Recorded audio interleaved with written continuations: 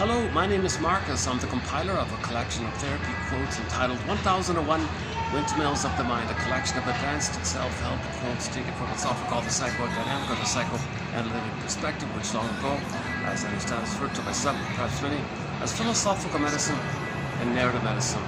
All part of the ongoing process of the need, of the innate drive for healing, to know ourselves, self-awareness, self-insight, emotional knowing, connection to ourselves, feeling at home within, feeling real and alive.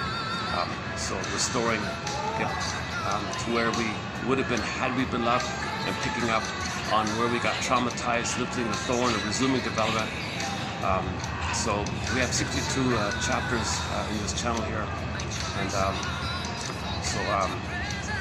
and a companion TV series for the past 1 year here has been The Twilight Zone.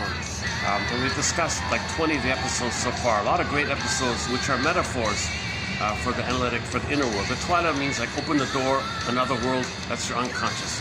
It means the unconscious world. So the stories are kind of like, in a way, like we create fairy tales and myths and stories as civilizations of this invisible inner world like that. So it's very effective like that. So that's the main show that I know of that kind of specifically, try to make us more aware of this other world. It's just as real as our regular world. We can't measure it empirically, like people say. How do you measure this invisible world, this unconscious world, this secret self, your hidden self, your repressed self, the one who walks with you self, the one who walks with you, who's not like you, who is you, your shadow self, your hidden self, your double self. How do you know this? How do you measure it? How do you see it? And well, we feel its existence because it drives us, it motivates us according to its agenda. So what's its agenda? Well, to get a better childhood past, to get mother's love in the past, so we can resume development, to have our budding beauty, our beingness, our ontological self, our golden ball, the radiance of the blue jay, the capacity of real self, feeling, heal and hold, an innate drive for healing. Just as, everyone talks about it, the sprout wants to grow, innate like that, or people want to develop, and if there's a wound, it's trying to heal, so we're trying to heal like that. So, but the unique thing about healing is the consciousness is that effort of healing. We need the consciousness to heal like that. So I want to discuss another Twilight Zone episode I just saw this morning. It seems on the surface just like a typical social concern about, like advances in technology and workers being laid off because new technology comes in. So it's episode 5, the original run, written by Rod Serling himself, the man himself, Rod Serling, who wrote it. By the way, they just put up a statue in his hometown 1 year ago. About roughly 12, 13, 14 months ago, they put up a statue finally in his hometown. A nice, excellent bronze statue with the door. So once again, you're entering into another dimension, beyond sight and sound. Next stop, the Twilight Zone. So every story is meant to make you reflect on something about you that you don't know. The Twilight Zone means your unconscious motivation, unconscious trauma. What are you repeating? Why are we repeating the past? Do we even know about our childhood trauma? Do we know about our developmental trauma issues? Do we know about our feelings in there, the fantasies in there? So it's kind of like the dream world like that. So it's like an adaptation of the dream world. Okay, so that's primary mentation. Okay, myths and fairy tale religious stories also from the primary mentation. Twilight Zone is in that category like that. So the key thing about this behind the door, okay, unconscious. So we live in two worlds, right? The invisible world within, meaning our memories of the trauma, who we would have been had we been loved, that potential, the budding beauty, the emerging self, that's kind of in there. So it's in the brain somewhere, it's in the body somewhere, implicit memory, procedural memory, neural circuits, human connection lead to neural circuits, human connections lead to neural circuits. Interpersonal leads to intra-psyche. The body, we know it, we remember it. The body knows, body keeps a score, every body tells a story. It's kind of there, it's in the system somehow, but we don't see it. We don't see it. And the mentation in the mind, the brain, it's all visual. It's like really like wild fantasies in there. And a quote I want to read by Wayne Oakes. He makes a good. So we do have one thread on dreams, undeveloped thread, but I'll add one quote to that thread on dreams as well. He says something to the effect that all these fantasies in your unconscious dreams. So some people say know yourself means know your unconscious fantasies. Your unconscious fantasies are there in reaction to your needs not being met. you got these fantasies about it. You got these like images and like what happened here. And these are fantasies. So this is Alice in Wonderland. It's a different kind of world in there. So there's no time, no normal logic. Things that flip-flop and shape-shift and morph, and that can mean that can turn that, poof, that's that. Condensation, displacement. It's all topsy-turvy like that. Magic mirror, hollow mirrors. So that's why. So the images. So the baby's brain is considered linguistic. It's still the image kind of area. So he was saying, you know, a lot of like stories that have wild fantasies, like there are basically like a lot of religious stories, for example, and myths and fairy tales are just wild fantasies of our unconscious. So we're trying to know our unconscious. You got to interpret this fairy tales, religious stories, as you would interpret your dreams and nightmares. It comes from within. We create it outwardly in story form to know within. You're not meant to take any kind of religious story literally or concretely. No, that's called projection. So in or out, we project on the out, create on the out as a projection of the M, so we can know the M. How do we know the M? It's invisible. We'll create pictures that we see it's not real as a bridgeway to know with them. Projection is the means of bringing repressed material to consciousness. So that's really tragic that people take a story and think it's real like that. No, it's from your fantasies. The more trauma, the more wild fantasies. The more vengeful fantasies, the more entitled fantasies. It's the fantasies, especially if there's trauma in the uterus. There'll be a lot of like really immense fears of engulfment and I want to get out and fighting. You know, if there's a trouble in the birthing process.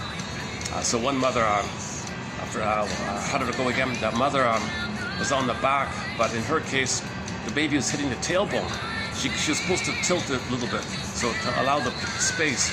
And the legs were up and she was pushing down. In that case as well, the baby wasn't getting enough blood or oxygen because gravity, from the baby's own gravity, was being used against the baby and the mother because it was pushing down on the back of the mother. The baby wasn't getting enough oxygen, hitting the tailbone, contractions on the back, mother freaking out, clenching in the front. Baby's trying to come out, hitting the tailbone, can't get out, and pushing on the back, hitting on the front. This whole battle like that. So you can imagine the fantasies in the memory of this experience. So this is a wild fantasy, real battle, real. So you got mythology, stories of revenge and fantasy. Get out and hate this, and it's all about me. I gotta get out. I'm right. And you get kind of the baby is entitled to be peacefully born. So that's the importance of birth trauma and prenatal trauma. So we talked about birth trauma recently. I want to add on to it as well in this collection here. I notice people really avoid this topic on birth trauma by Otto Rank because the shorts I posted on have no views, like 1 or 2 or something. It's not really appealing for some reason. But Otto Rank offers an interesting thing to say. Woodman is a big follower of it. Janoff's a big follower of it. A lot of people in the perinatal psychology world are big followers of this. They kind of believe it. And so we'll see if I can clarify it a little bit. Okay, I'm in a sauna here. There's no breeze. So I'll have to take a few breaks here. It's 40 where I am. Plus there's no breeze. Is that better? Okay. Hold on a second.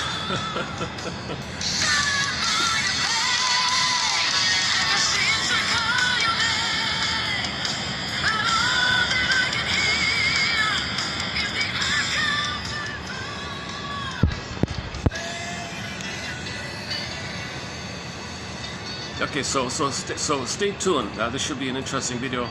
So we'll talk a little bit more about Otto Rank's theory of birth trauma. And he thinks, we spend our lives trying to master this. Like we live our lives kind of with this imprint. So my theory is, my summary of it is, these imprints the baby creates, imprints, wiring, neural-wired imprint, they become our blueprints. So we don't literally say we're trying to get out of the womb or something, or trying to get a better outcome for the birth. But we have the memory as a blueprint for life. So we're going to kind of see things in a way according to the blueprint. So it's kind of like as if somebody might be very antagonistic in the world because they're trying to master this issue. They were trying to fight and get out, and they were afraid and had a problem, and they didn't survive, and they were in fight mode or something. So he's born to fight, so to speak, or born to run. Bruce Springsteen, like that. So if there's a kind of struggle in the canal, he spaces out. But he was in the fight or flight dynamic, and he might have a kind of a mentality of moving away from people, or moving maybe positive, maybe hoping for love, some kind of hope with the moving towards. But if it's the final pathway, the baby's enraged, then you have the antagonistic babies who come out. So this is the hostile, arrogant, vindictive, authoritarian, these kind of bully kind of things. So they're always, they see things always in terms of fighting, because they're always in fear of death, of dying at the birth canal. So that everything, so the world is kind of like that. So it's really distortion. So that's Otto Rank's theory, that we spend our lives trying to process this birth trauma. It's the deepest imprints coming out of the helpless baby, so vulnerable, so tender, so plastic, like putty like that, and everything's deeply wired in it. Whoa, so that's his theory. And unfortunately, his at that point, the story is Freud was going to make him his number one, hand the baton to Mr. Otto Rank to carry it on. But when he wrote that book, give me back my ring, give me back the baton, get out of my. So Freud freaked out, because he has an oral fixation himself, right? And then Mr. Jung said, Mr. Freud, the problem is, it is earlier. It is about trauma, before 18 months. Give me back my ring. Get out, Mr. Jung. Get out, Mr. Otto Rank. I don't know what Berger's story is, but he's also not kind of. Get out, Mr. Berger, because Berger was also a brilliant man. Edward Berger, one of our mentors here, and all these Adler. Get out, Adler. Don't talk about these things. So in the end, Freud had just a few little no-name lackeys. Anyways, Freud made a contribution. All the ones he booted out of his circles made contributions. So it's all like pieces of the puzzle here. And in this collection here, I'm looking for the clues from all over the place. I'm kind of open-minded, even with Mr. Oakes. So he's a pastor kind of guy. I don't have many quotes from. If any author is analytically minded from the self-help area, or in this case here, I'll include those kind of quotes. So check out the past videos on the work of Mr. Wayne Oates. He wrote a book called The Psychology of Religion. And his other one is called Behind the Masks, about the 11 most difficult personality patterns. So we went through them recently. And I want to add a little bit as well, as a follow-up as well. So we're always posting excellent material in this collection. I feel like I don't know. I feel like I'm finding new stuff all the time, kind of thing. Okay, I like the Twilight Zone here. So I just managed to see this. I got a very there's a very slow buffering. I see 2 seconds of it. It stalls for 10 seconds. I see another 2 seconds. It takes me takes me almost 2 hours to watch a 20-minute episode. But I finally got through it. I really wanted to watch the episode because the comment section, it's just sort of like the typical, like Rod Serling says at the end. Oh, a lot of bromines here, a lot of messages here. The battle between man's brain. Okay, so the battle between us and the things we create. The things we create and us. So he calls that the universal lifelong battles. One of the battles or one of the confusions with Homo sapiens. What's going on between us and the things we make? Like the technology, like that. Us and the things we make. So we call it man versus steel or something like that. So I'll read the opening narration in a minute. Should we get into it? Okay, what I'm getting at is a lot of people talk about sort of the superficial side of it all. Okay, he's going to lay off 60,000 people from his factory. Okay, so this is about a mama's boy, which no one's talking about. So let me get right into it. This is about a boy who had siblings and maybe was ignored or something. Very jealous, very envious of it. And the father maybe treated other siblings well, and he was kind of scapegoated for some reason. And the mother did it, the father did it. So he never had a oneness to the mother. And the father must have rejected him. So you see a reference there where he's a little angry at his father like that. Anyway, so this man's, so the story is called Whipple, Mr. Whipple. So he inherits. So it seems like he's the last survivor. I don't know. We don't know the story about that. But he inherits one of the largest manufacturing companies in the world or something. He has 300,000 employees or something like that. They don't show you what he makes or something, but later on references says he'll make anything for a buck. He didn't care about people. So he was heartless, cold. They called him an org. They called him a Scrooge. All sorts, a long list of negative kind of things. He really didn't care about people, money over people. So his main assistant said, "You only care about profits. What about people? People, schmeeple. Who cares?" He didn't care about people or the feelings. He didn't care about that. That's their problem. I only care about profit. It's you know, so, and then okay, you get the idea. So typical cold-hearted kind of character. They try to make him sort of comedic, like they try to make him look funny or something. So Rod Serling didn't make it over the top, but so they want to get the message out somehow, I guess. Anyways, so the stories, I think what the real story is, which nobody's saying, is, yeah, he never got the oneness of the mother, and the father rejected him.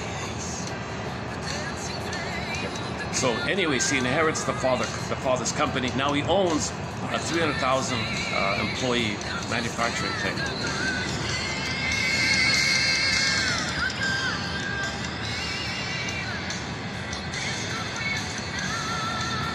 So the company's kind of like gives him everything, all this money, gives him everything. It's the products of his parents or something. So he wants exclusivity and wants to be alone with. He wants to be kind of like alone with the company, but all these people's there. And the father treated the employees, he had goodwill towards his employees, treated them fairly, delayed the introduction of technology or something. He was focused on the feelings of the people, treated them well. He wasn't perfect, but he was a little humane towards his staff like that, but ignored the son. So when the son took over the company, hell with those people, because that's that jealousy and the envy that the father valued them and not him. So he wanted them kind of out of the way, so to speak, so he could be alone with his parents like that. Now the father's the carryover of the mother, so there was no mother. So there was no real mother, there was no oneness of the mother. He hopes it with the father rejected him. So it all goes back to the mother issue. So this man had a huge mother complex, put it that way. And if you put a man with a huge mother complex who never had oneness of the mother, and you give him all this power, it's going to cause problems. Okay, anyways, so robots are invented at this time in the 60s, and he wants to fire a third of his staff, 70,000 people or something, and put in robots instead, right? It's not so much about that.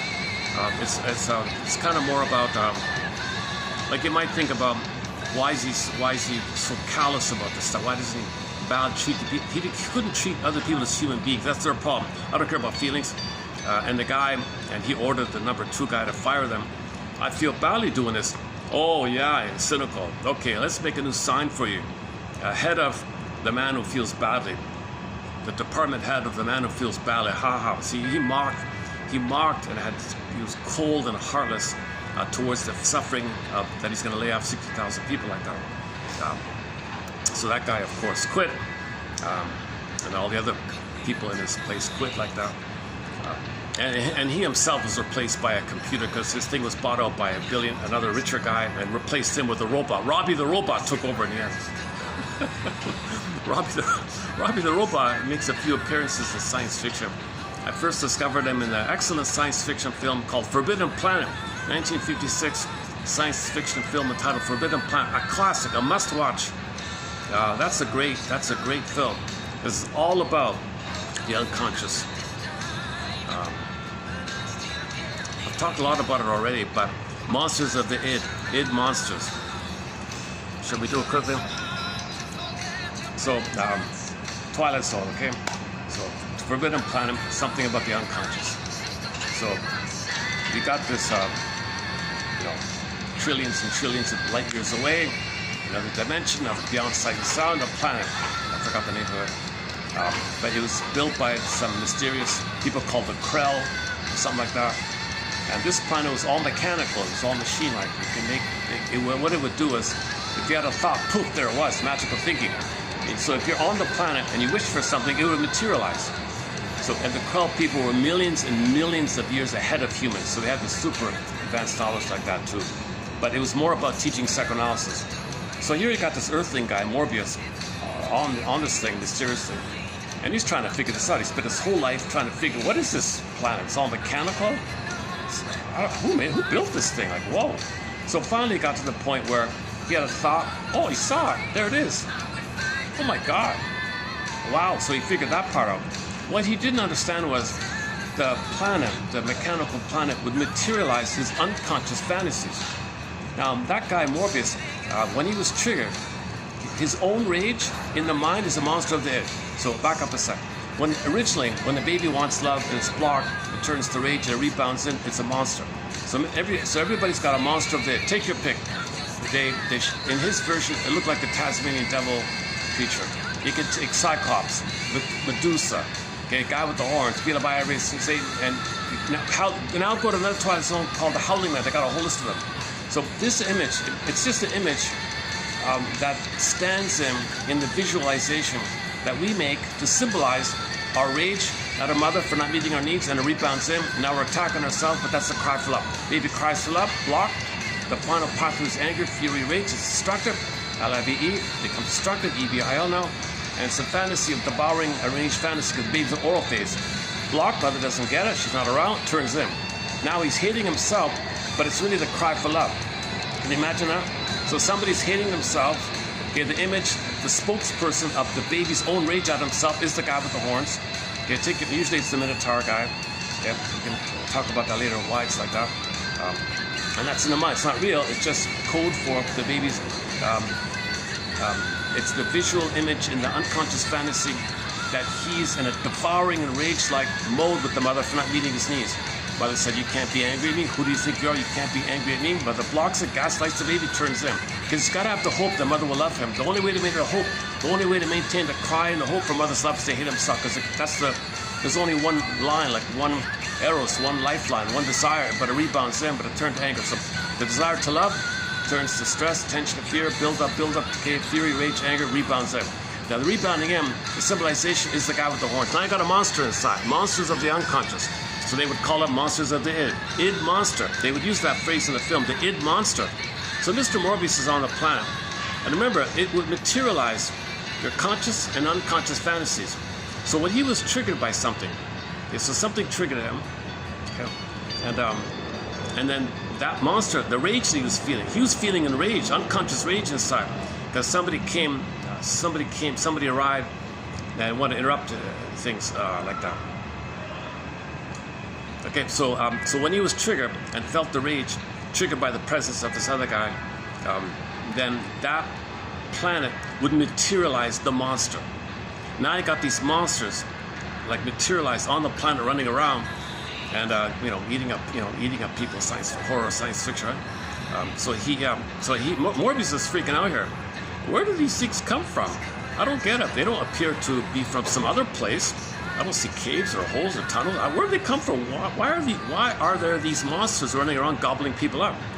He didn't get it.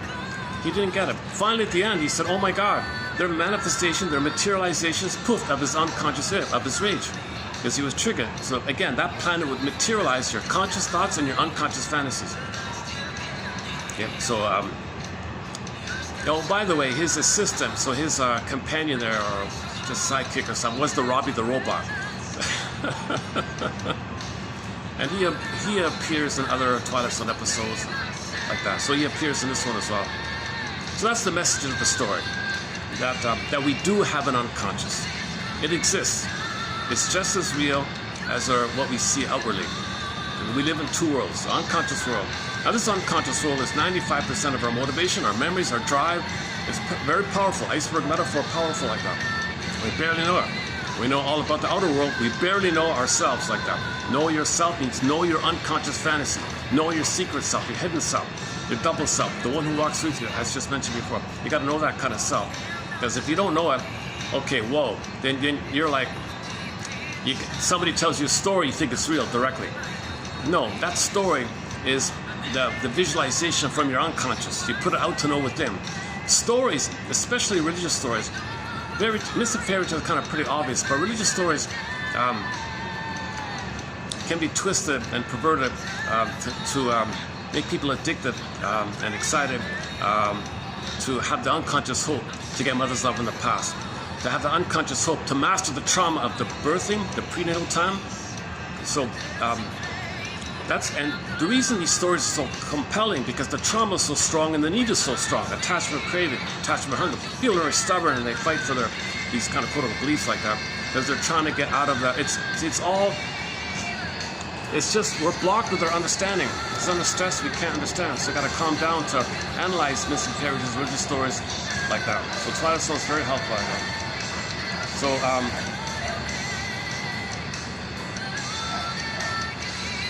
yeah, whenever there's a mention of the psychology of religion, it's really only on the most traumatized. The most traumatized, who use it as a tool to plunder.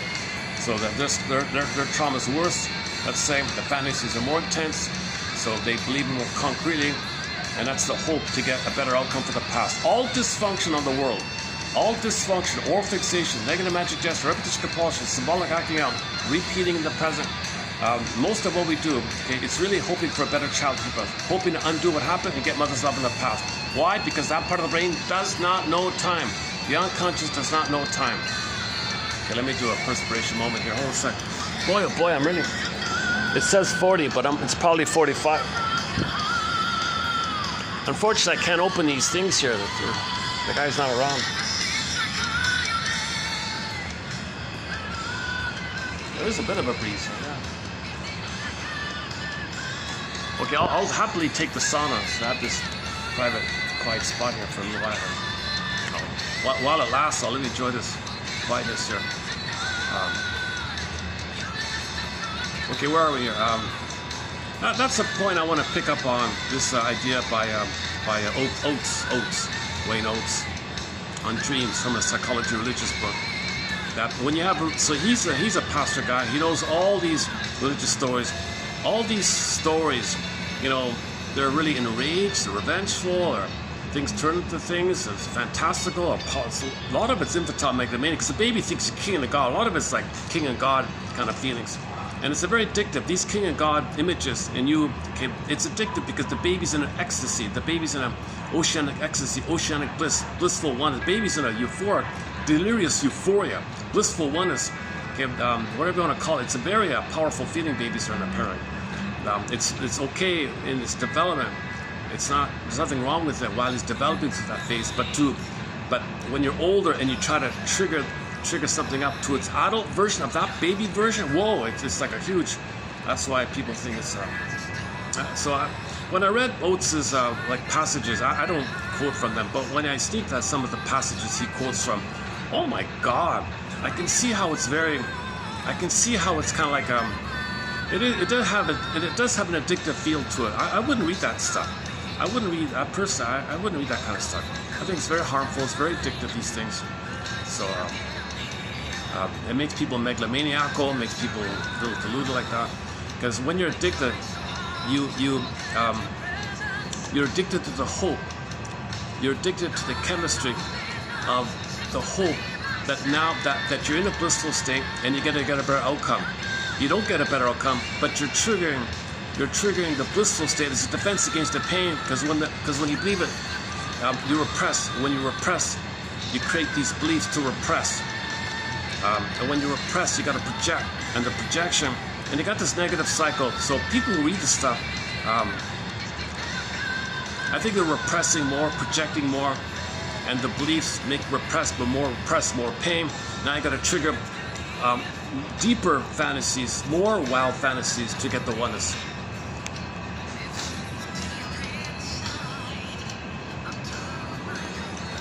Okay, I didn't clarify that point too well. So I'll have to pick up on that. I discussed it, and when we do Arthur Janoff's book Beyond Belief, it's all in there about how the pain makes us believe stuff to push down the pain, but the pain creates the beliefs, and we don't know the beliefs are there by the pain, and we need the belief because having that belief makes us unaware of the pain that creates those beliefs. That's the trick. So you're dependent on these beliefs because you can't feel the pain that's causing these beliefs, but the beliefs make you unaware of the pain. And you can't know the pain creates it. That's the trick like that. So people believe stuff, and that pushes down the pain. So what's the pain? So too many babies are having a hard time in the beginning. Mothers are smoking and drinking when pregnant, taking pills when pregnant, doing this fighting when they're pregnant, watching scary things. The mothers are not creating a welcoming womb for the babies. 50% of the baby's personality is wired in during the womb, somebody said. So that's one theory. So the babies need a welcoming womb.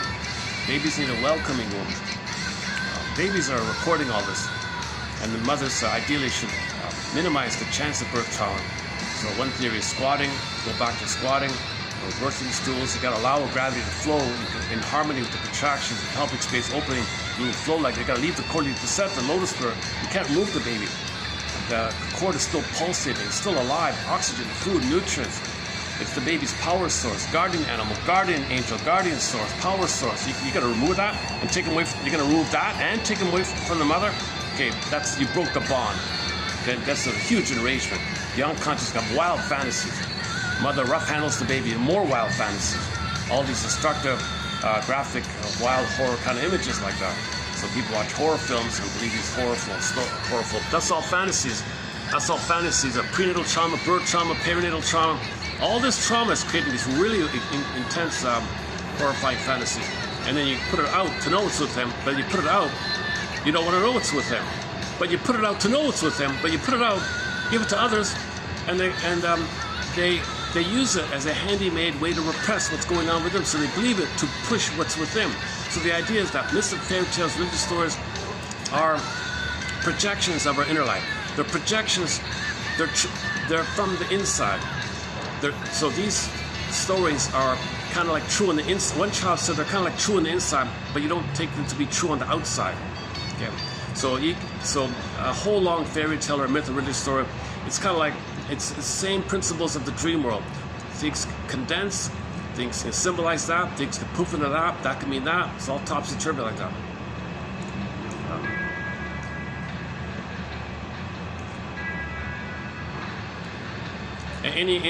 Okay, so we can go on about myths and fairy tales. That's a key topic in our collection, psychological interpretation, myths and fairy tales. And Oakes is adding to it, yeah, that book there, we added it. Check out the short section, there's a very good quote in there about that. They got about 200 views. It's called Religion as Projection of Our Inner Life, or something like that. Okay, well, let me take another break here. One sec.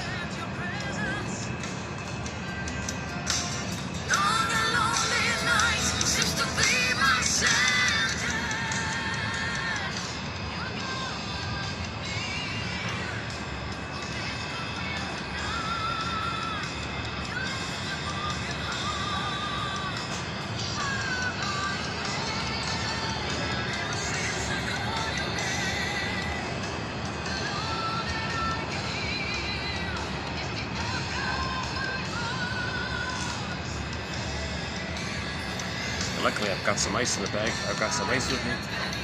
Okay, enough about the weather report. Okay, let's go back to the Twilight Zone. Season 5, episode 33. It's near the end of the thing. You know, there's a lot of great episodes of season 5. Come Wander With Me, the music one, the episode that followed is excellent. I've discussed that as well.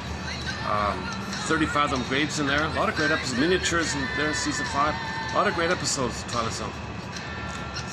Okay, so what I thought, so you're not allowed, you can't, I've tried once to show little clips, it block, it's heavily copyrighted stuff, so you can't show any scenes from it, but I think I could just show you like the images, so let's do this, let me try it this way, and I want to read the script, so luckily, the script's available. The highlight, by the way, the key quote for me is, okay, go to 3210. The key quote is one of his managers, whatever, said to him, did it occur to you, Mr. Wiffle, right? Did it ever occur to you that you're trading people's humanity for profit? He doesn't say it directly that. The actual line is, did it occur to you that you're trading efficiency for pride? But later on it's explained like that about people's feelings, about their humanity. You don't care about it, you just care about the profit. So classic profit over people question. And another of his colleagues said, yeah, Mr. Wiffle, when you're dead and buried, who will mourn for you? Who will mourn for you? He can never marry. Okay, he's an egomaniacal. He's an orc, right? He's a Scrooge orc. He totally selfish, entitled. He has no understanding of feelings for himself or others. He has zero concept of inner feeling. He only has entitlement. He has a proud, revengeful, vindictive entitlement. That's like a sensation and like a pathological agenda. It doesn't have like the feelings of the empathy, the warmth in the body. So that's the problem. And then his head technician said to him, he also quit. You know, I think it might be so he was a very OCD. He was an extreme OCD freak. Like he wanted the machines checked every 5 minutes or something. But it's way over the top. This is too excessive. You're burning me out like that. So and there's a reference to he had a shade of brown tone, a shade of white. It's a reference to that. Well, you do what I say. You treat him like a slave, my dear. So he kind of quit and said. So the guy, the head technician guy, who later on played a leader in science fiction films, but so his head technician said to him, "Look, Mr. Whiffle, I think it might be a good." So he was saying, "Why don't you check the equipment? Do it again. I check it every hour like you want. I will check it every 30 minutes." And, no, it's way too excessive. I'm being burned out here. Once 5 times a day is enough or something. No, do it 20 times a day. He was crazy like that. And finally, so he quit and said, "I think it might be a good idea for you, Mr. Whiffle, if you ran an equipment check on yourself." An equipment check on myself. How dare you say such a thing? How dare you say that I run some self-examination, that I do a check myself? How should I look in the mirror that there's something wrong with me? How dare you? He's out of it. He fired him, right? So he's referred to as an orc, a heartless Scrooge, and even someone above him said, "Yeah, you annoy me too. You're a warped person, and you having this fetish with these robots even warps you even further." So it made him even worse. So he was fired, and he was replaced by Robbie the robot. And then he's in the bar with the other guys he fired earlier, drinking their sorrows away. And then he was complaining. So the conclusion was, he was saying the same kind of thing. Hey, how could they treat me like that?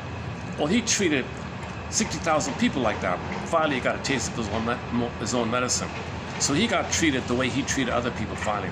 And then he realized it, felt some regret. Maybe, we don't know. Maybe at that moment he felt some regret. We don't know. Did it occur to you that you're trading efficiency for pride? What are you talking about?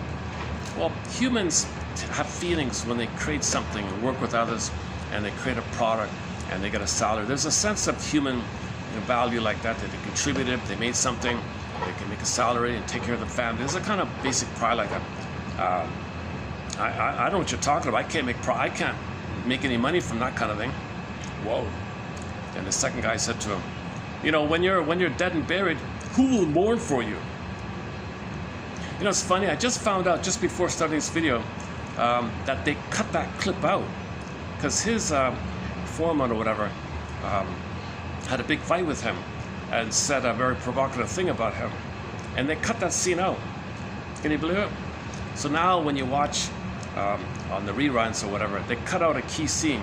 That's a very common thing. It's a key kind of scene. Yes, it's a little provocative what he said, but he clarified what he meant by saying, somebody should have educated you that we're human beings.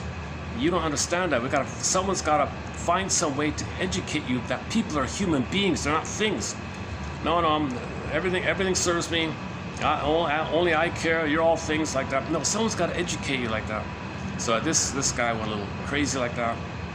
Understandably so, I guess. So the third guy said, I think it might be a good idea if you ran an equipment check on yourself. Check yourself. Look in the mirror. And then once again, he freaked out, as we just mentioned. And then finally, that guy was replaced by Robbie the robot.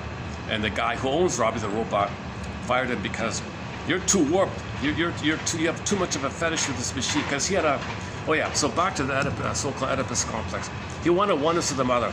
So when the machine came in, like the master machine that controlled the other machines, he had like a fetish, like excitement, that he's in a giddy oneness with something that he can control, that can symbolize the breast. So the shiny machine, it's stable, it's steel. It's like it's not gonna, it's like something he can shine. It's stable, it's strong, and he would project his need for the shiny time when he's one with them. So when babies are one with the mother, it's a shiny, kind of glowing kind of time. So he would kind of project the breast onto the machine and looked at the machine, called a fetish. So he had a fetish for this machine, and you could see, oh, take care of this machine, oh, beautiful, oh, you, me, oh, darling. He referred to the machine like a beautiful girl, oh, honey, all this kind of stuff, right? So he was in love with the machine. Okay? So he had a fetish for this machine. Okay? So fetish means something that reminds you of the breast, a part of the mother. Something that stands in for a part of the mother.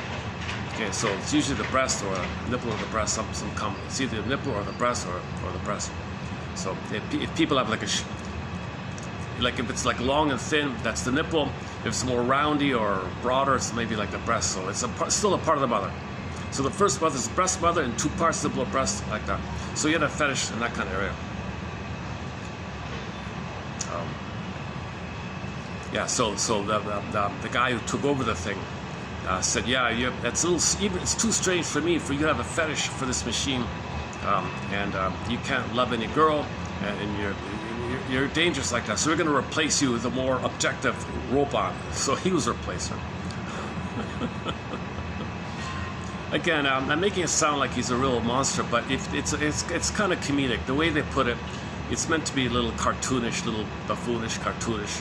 So it looks like he's doing it as if he were like a kid's clown almost. So it's a lot of people complain about that. They made him too cartoony or something like that. But Rod Serling, you can't expect perfection with these stories. But it's an excellent episode. It's a good episode. Okay, let's do it here. Let's run through the episode here. If I can, let me dig up the transcript. Hold on. Oh, okay. Here are the images first. Let's do the images first. Okay, so there's the guy there. There's Whiffle there. The bald guy there, the Whiffle guy. And I know Rod Serling. He's very careful. He has a lot of inside jokes from a psychology point of view. So Whiffle, it turns out, is the name of a medical procedure. A medical procedure done for people who have cancer in the pancreas, but a specific part of the pancreas called the head of the pancreas. So I thought maybe it's a reference to that he's got a tumor in the brain, like almost like that. So he's got some kind of psychological cancer. He needs soul surgery. He needs he needs some kind of surgery. So Whiffle stands for surgery, a specialized technique for surgery in a certain kind of area. So they would name him, this guy needs soul surgery, this guy needs some kind of surgery. I mean, like a psychoanalysis on the couch, talk to somebody, shrink yourself. And like the head guy said to him, you got to examine yourself. He couldn't entertain the idea. He was enraged. He fired him for saying that. Can you believe it? The guy said, well, I expected anyway, so all three of them were fired by this guy. Okay, so there's Robbie the robot. That's the concluding scene. Robbie the robot replaces Whiffle. There's the controversial scene. You see that one there? Does it show up here? You see that one there of the guy with the hat there? That's sort of the hot-tempered, very hot-tempered guy who had to oversee. The two guys had to oversee the laying off of 70,000 people, whatever. And then when the machine came in, so when the machine came in, he was enraged at it, and at one point took a sledgehammer to it. Whiffle, of course, shot him. This whole story like that. But while he was, so he got drunk. This guy with the hat got drunk. While he was wildly drunk, he took a hammer to the machine, and he was saying, the problem here is that no one ever analyzed you. No one ever made you aware of yourself. No one ever compelled you or forced you to look in the mirror. No one ever commanded you to know yourself. You were an orc, you were a Scrooge, you were a heartless, shallow character, and no one ever helped you to find your humanity. You didn't have your humanity, and someone should have done that years ago. And now what I just described was cut out. That speech of his was cut out. So I watered it down a bit, but he said it more graphically.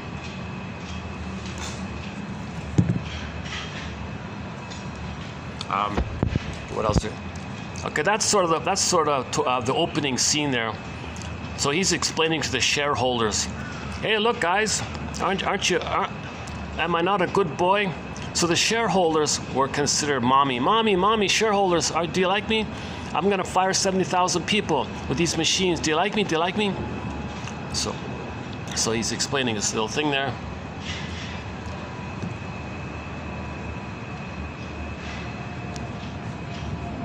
So the shareholders might have been like father, I guess, I'm not sure. Okay, what else here?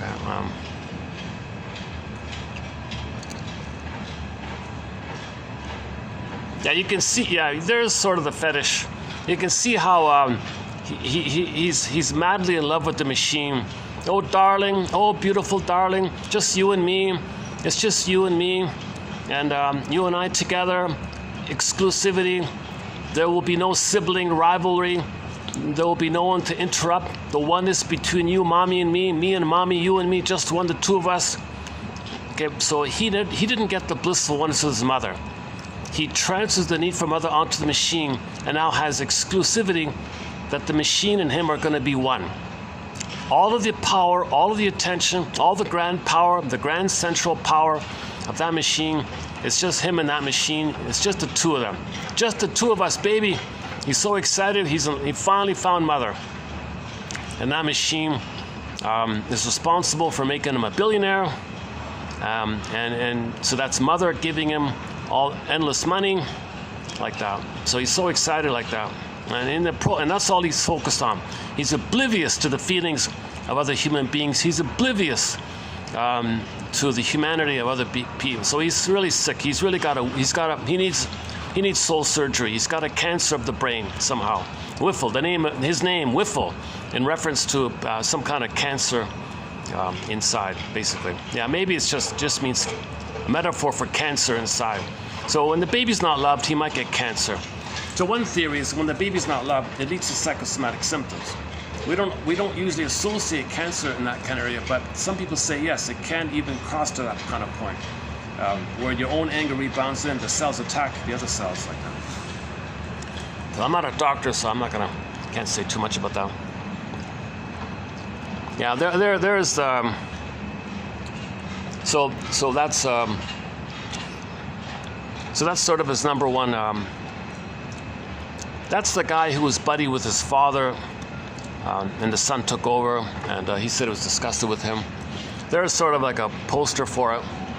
The Twilight Zone.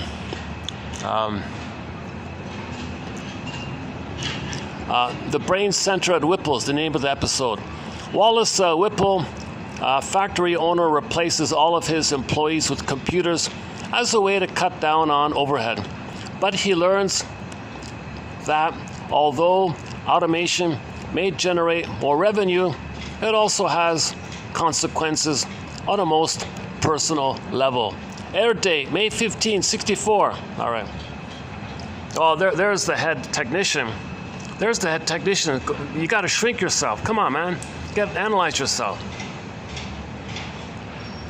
Oh, that's the scene they cut out. I think is that the one? Oh, no. Oh, sorry. In that scene, well, that's the scene where Whiffle says,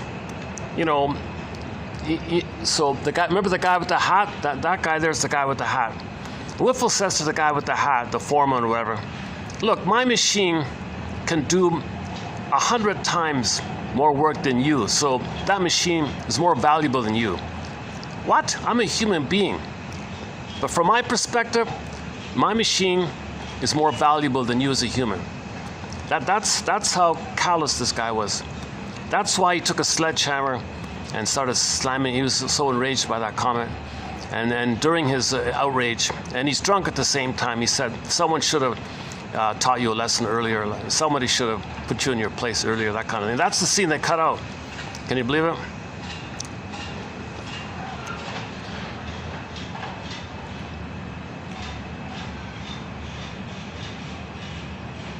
The only reason I know about it, about that, is because of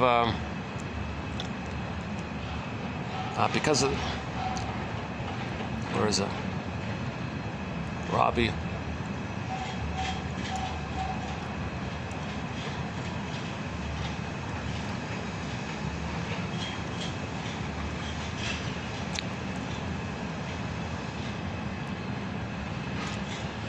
Where's the thing about cutting it out? Somebody reported it that it got cut out. Where is it?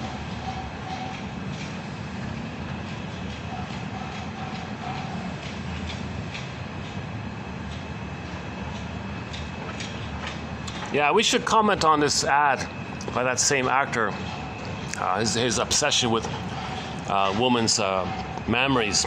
So he had a huge obsession with women's mammaries. And of course they would use that to sell microwaves, stacked, you know. Where are we here?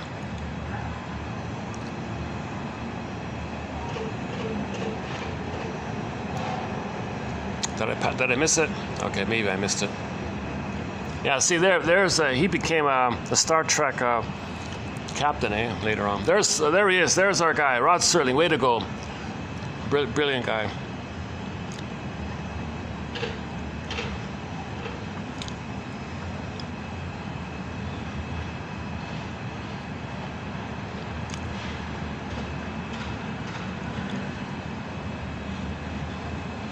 Oh, the layoff episode, I see. Somebody called it the layoff episode. Where's that thing about the cutoff? There's an article.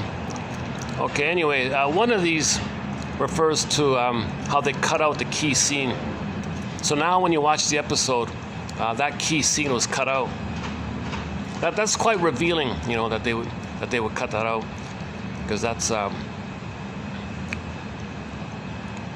real paranoia to cut out that scene. It was well scripted. Rod Serling did a good job. There's nothing wrong with that scene. He was justifiably enraged at him being told that he's not a human being, he's worthless, and a machine's more valuable than him. And he talked like that.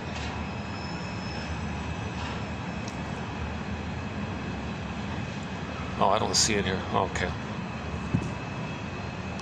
Okay, it's in there. I just read it before starting the video. For some reason, I don't find it. Okay, let's begin here. Ready? Oh boy, I'm baking here again. Okay, before I start, let's take another. Let me take another quick perspiration break here. Reminds me, don't you still under my skin? You're gone like a thief on this good winter night. You left a broken heart, shut by your face.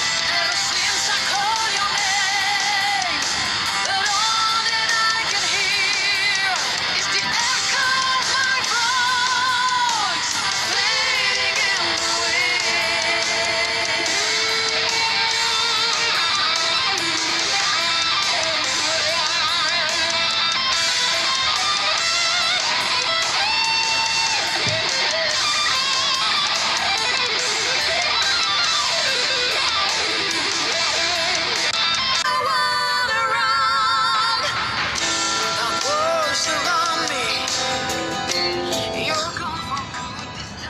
Okay, Twilight Zone episode, new episode here. I always get a little excited when I discuss these episodes. It's such a change, because the episodes they're packed with the images are packed, so lots of the picture's worth 1,000 words, right? Okay, here we go. All right. Okay, Twilight Zone. Okay, season 5, episode 33. Okay, the brain center at Whipple's. Transcript. Okay, it opens up here. A heartless CEO completely automates his factory and lays off almost all of his workers over the objection of his employees. Okay, so the usual Twilight Zone opening. Okay, play the music.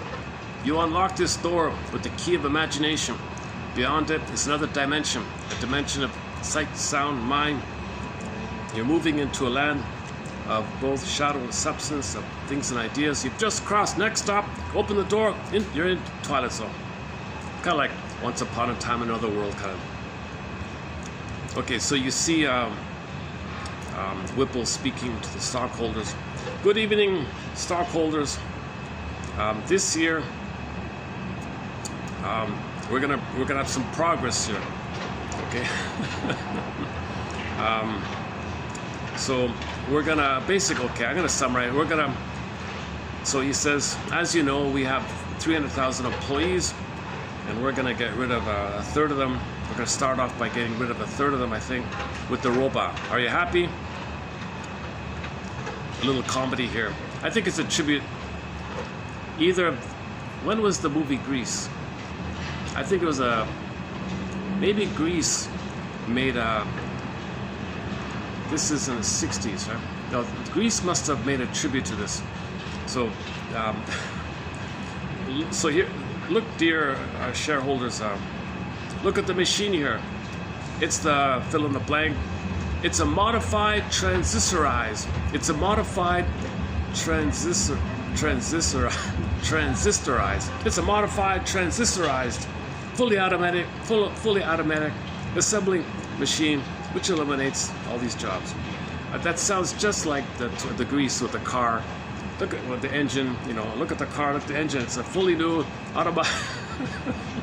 I was triggered up to the Grease scene. It's a modified, transistorized, fully automatic. Okay, doesn't matter, okay. And he goes on and on. See, we're gonna save money. We don't have to deal with women's pregnancies. Ew, he says. We don't have to deal with people getting ill, insurance for them, and it kind of, paying for their lunch or something. And so staff get ill, and we don't have to deal with that. These machines work around the clock, so everything will be automated. Okay. Okay, so his main guy there, who helped build the company with his father, a guy named Hanley. Well, Hanley, what do you think? You happy? Of course not. Really? I thought you'd be happy. You got to be kidding.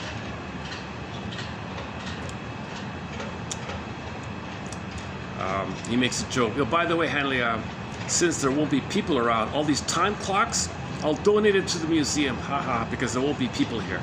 You see, the people were the siblings. As a baby, he hated that his mother spent attention on the siblings and the father was never around. So for some reason, he was the scapegoat of one, neglected one. And so mothers do, unfortunately, mothers do that. They scapegoat one child so she can export her shame and hate onto the kid, and then turn to the other kids for idealization and supplies. So the mother has either or. No, if the mother has psychic splitting in the mind, either or, good or bad, puts it on to the kids. One kid good, one kid bad. So he was treated like the bad kid. So he was obviously scapegoated by the mother, and the father couldn't compensate, and the father ignored him. Leave me alone. So he's kind of raised like that. So that's no one's talking about him. Nobody's giving a profile of this guy. Okay, so the Hanley guy.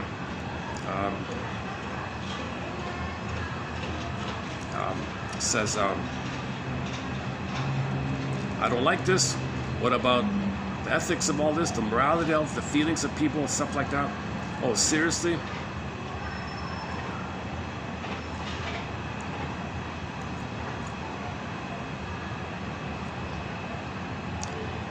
Where are we here?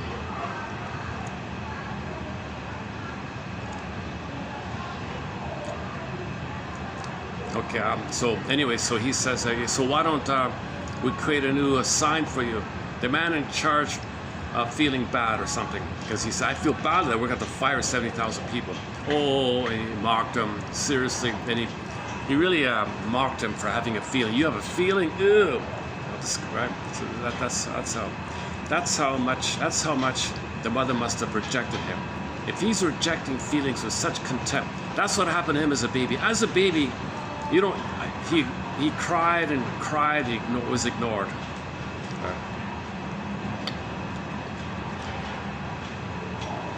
Okay, bear with it. It's not. It doesn't really scroll too easily here.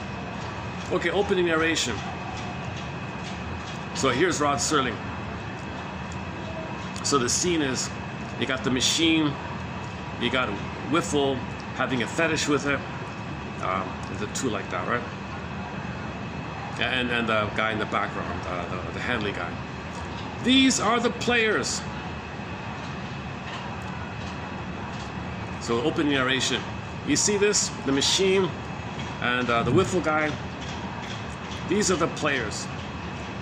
With or without a scorecard. In one corner, bing bing, in one corner we got the machine.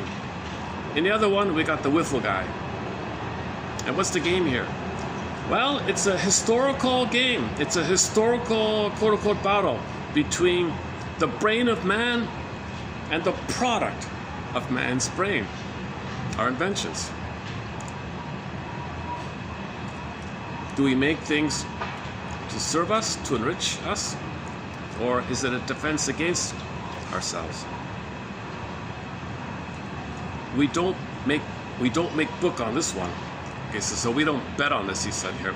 And we predict no winner here. A lot of people do that. People bet on things. Oh, I bet this will happen, and there's a whole industry. Now, it's kind of sad where people bet on things, like terrible things, they bet on it. And then they make it happen to make the money. This is a needed episode. I think people should watch this episode. We don't make book on this one, predict no winner, but we can tell you that for this particular contest, there's standing room only in the Twilight Zone. So he uses a metaphor of the boxing, okay, the products of man's brain, right, and man. Okay, so the Hanley guy says. So Whipple says to Hanley, you know what your trouble is? You're holding on to the past. No, Whipple, I'm holding on to some basic principles. Principles that have to do with just this, what you're doing here. The bad feeling of all, the denial of feeling. You're ignoring the feeling, the human element here. Oh, really? Oh my God. Well, seriously, are we going to talk about feelings now? Ew. Have a sign made for your desk.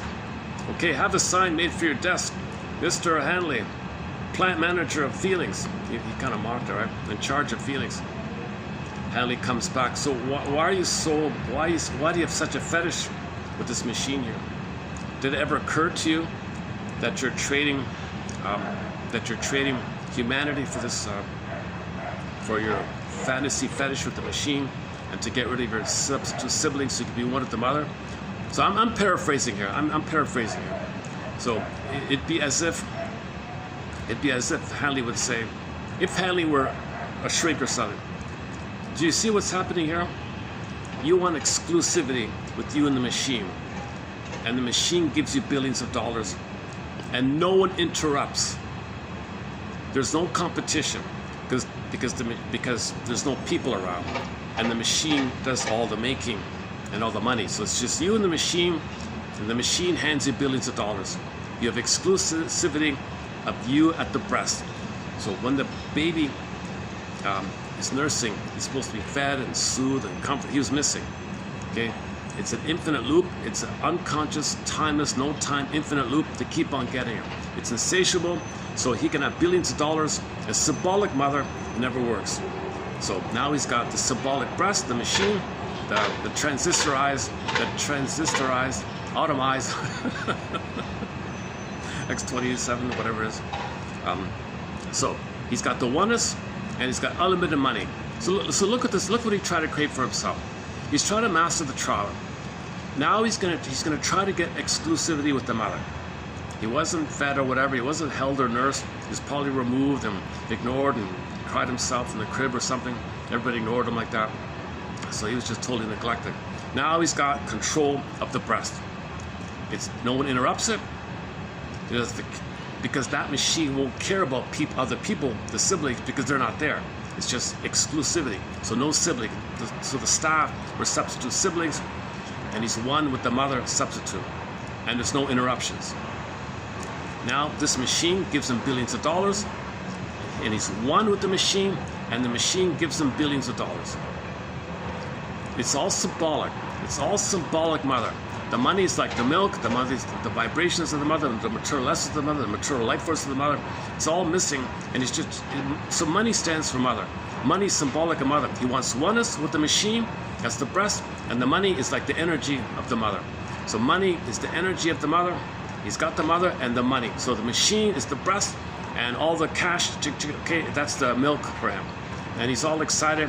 He's in a blissful euphoria. He's delirious. He's in a trance, limerence, spellbound, madly in love with the machine. Oh, darling, I love you. Oh, he had this fixation like that. That's called a fetish. So he had a fetish on the machine, in other words. So it'd be as if, and then so Hanley's, so they couldn't say all that in the show. So he just simply said,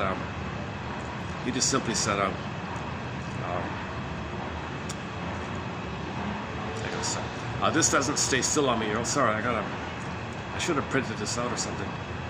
He said,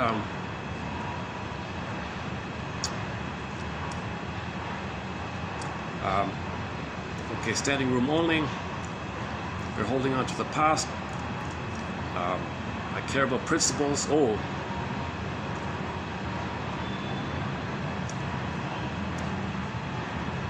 I lost it here. Oh, son of a gun. So he said, do you realize you're trading people's pride, their feelings, their dignity? You're getting rid of all just for efficiency. So that was just code for what I tried to say earlier. But they don't say it directly like that, right? But he partially explained it when he gave his speech about people take pride in when they create something. People feel valuable, and they created a product with their hands. Even though it's a factory line, they still put the pieces together like that.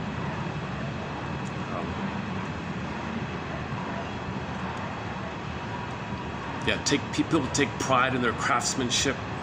It's what a man feels when he makes something. He says, I don't care about that. I can't bottle that. I can't profit. So he just, once again, he ignored all that. Then he mentioned the father. The Hanley set up the father. Here's the enraged. Yeah, what about my father? You know, your father ran this place for 40 years. He did care about profit. But he also had something else on his mind. Oh, seriously? Yeah, what? Goodwill. Got all upset about that. Yeah, your father had goodwill and the welfare of the people who worked for him.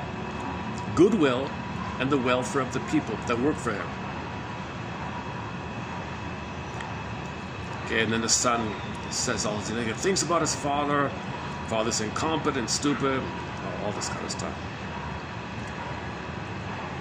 And Hanley said, no, your father gave people a fair wage for a fair day's work. Okay, so after that little speech went on, he mocked him by saying, okay, bring up the other guy here. If he's crying, you can if you're telling him he's lost his job and he's crying, you can say there now to him or something. Oh, the guy with the hat, his name Dickerson. So this is the scene that got cut out, the Dickerson one. Dickerson. Yeah, get him up here, will you?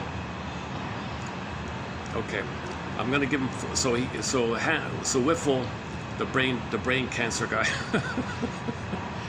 he's one good thing is he's giving everybody 4 months notice, only because it takes 4 months to implement all the machines. That's the only reason. It'd be earlier if it could be. It'd be tomorrow if it could be. He wouldn't care about that. So anyways, the people are being given 4 months notice only because of the time factor it takes to install all the machines.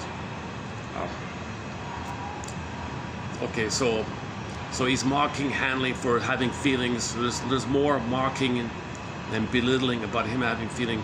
Okay, when you tell Dickerson, you know, hold his hand if you have to, drive, pat him on the head, say there now.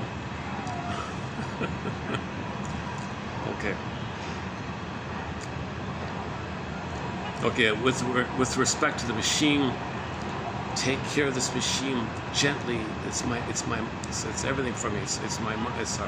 He only cares about the machine.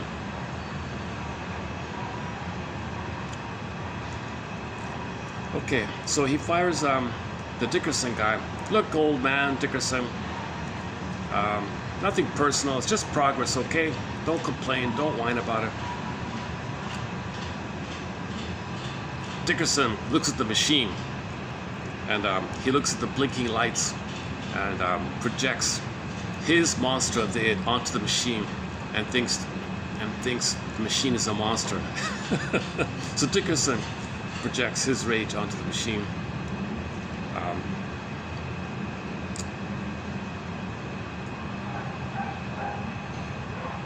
Okay, so Dickerson gets drunk, goes to the bar, gets drunk, comes back, and wants to attack the machine. And as just before he does so, Whiffle gives him a little speech here about how efficient it is, how useless you are. And Dickerson says, look, come on, we're human beings, right?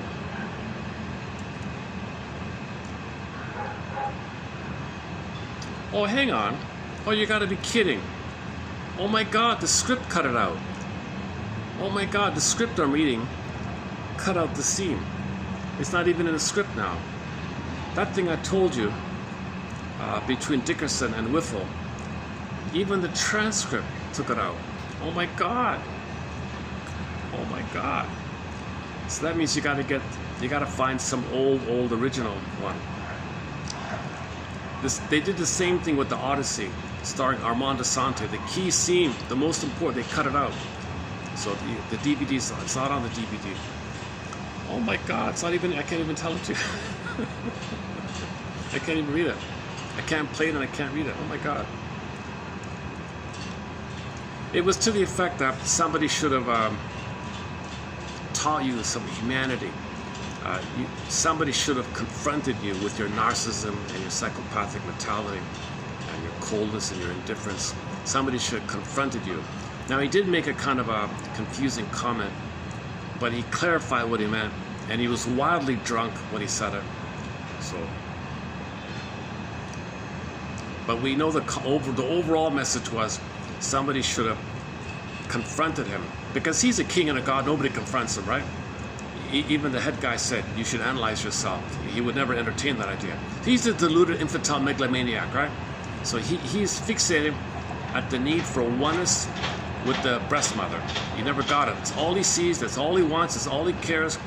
There's no feelings for others because he never got enough love to have an identity of feelings. He can't have feelings for others because he never got mother's love to be able to have a feeling self, to be able to have feelings for others.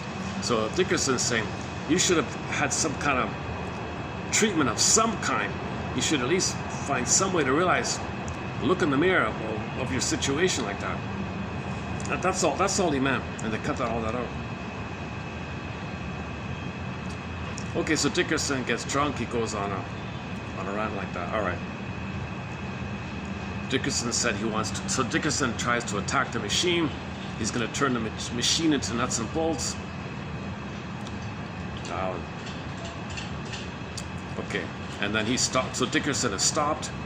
So Whiffle shoots him, ends up in the hospital like that. He survives though. And while this is going on, Dickerson said, when you're dead and buried, who will mourn for you? Oh yeah, shall I tell you the difference? Shall I tell you the difference between you and my beautiful machine? That machine costs 2 cents an hour. It lives indefinitely. It doesn't get arthritis. It doesn't get wrinkles. It doesn't get a hardening of the arteries. That one machine can work as a lathe operator, a press operator, It can replace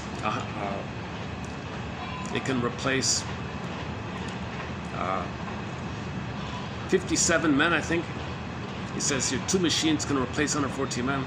No coffee breaks, no sick leaves, no vacations to pay, and in my book, it's worth more than you, sir. Whoa.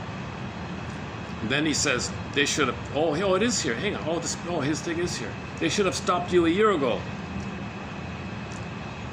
Okay, I won't read what he said here. You need the context for this, so you gotta watch it. Anyways, you're treating us in a very inhumane way. Okay, that's when he shoots. That's when Whiffle shoots him. He survives. Fortunately for you, Mr. Whiffle, Dickerson's going to live. Fortunately, other than protecting my property, I don't give a you-know-what. So now the head technician comes in. And, another scene here. So here's number 1, the Hanley guy. He's talking to Hanley. Hanley, I got a new toy here. It's called the Sentry. It keeps an eye on every operation, the entire plant. It records everything, it measures everything, and it replaces you. Bye-bye, Hanley. Just as well, I'm going to leave you anyways. And then Hanley punches him. It says, I want a clean break from this here. So he leaves. So Hanley leaves.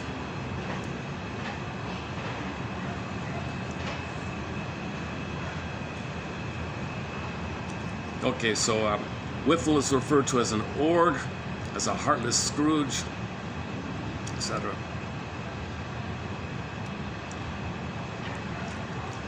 Okay, so Hanley leaves finally.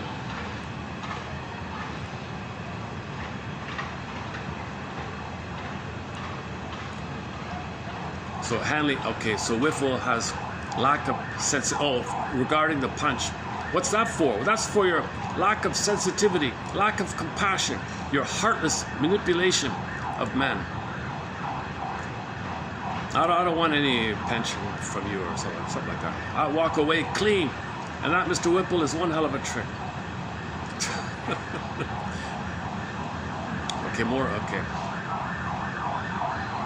Okay, now that the head technician comes in.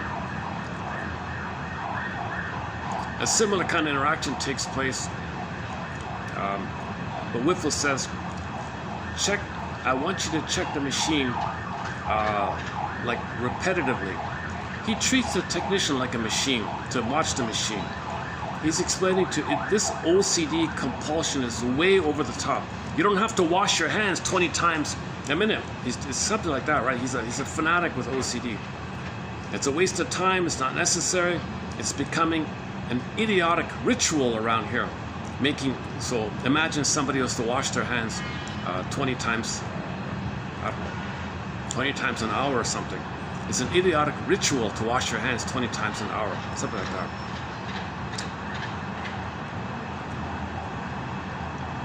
Okay, he announces he's going to fire the secretaries. They don't need them.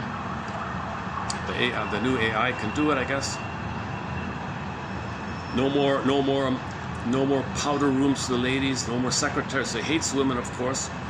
He says, no more of this maternity stuff. No more of these sundry inconveniences that women have, spending all the time in the powder room and their coffee breaks and their gossip. No more things like women getting pregnant. So he has a contempt for women, all things feminine. And the tech guy says, do you realize with your attitude, you got to think, the tech guy says, don't you have like a broader perception of things? If there's no people making the stuff and you have all the stuff, who's going to buy the stuff if they have no money to buy the stuff? Not my problem. I just want oneness with the machine and then the money. I don't think about the effects on others. Oh my God. You really need to. This is when he says you got to see a shrink or something. It'd be a darn good idea if you ran an equipment check on yourself, on myself. You insufferable fill in the blank. How dare you say such a thing? Okay, now there's a glitch. Now he's hearing their voices, and he's hearing the voices of those three. You're trading efficiency for pride. They profit over people. When you're dead and buried, who'll mourn you? A third one here. I think it might be a good idea if you ran an equipment check on yourself. So now he's hearing the echo of the conscious of those three in his mind, right? Through the machine. The recording of the machine. He's hearing it all the time. It could be in his own head, I guess, because he's one of the machine. So it might be in his own head or something. Because it might be symbolic that it's in his own head like that. And it's repeating it. You're hearing these voices. When you're dead and buried, who will mourn for you? I think it might be a good idea if you ran an equipment check on yourself. That's a key one there. I think it might be a good idea if you ran an equipment check on yourself.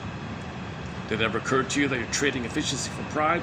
When you're dead and buried, who will mourn you? This is going on and on, right? So he has some kind of, some kind of breakdown, I guess. They fire him. With Robbie the robot, Whiffle ends up at the bar and bumps into Hanley. And so maybe Whiffle's going to begin his midlife audit. The bartender says, "What will it be for you, Mr. Whiffle?" "Beer, please."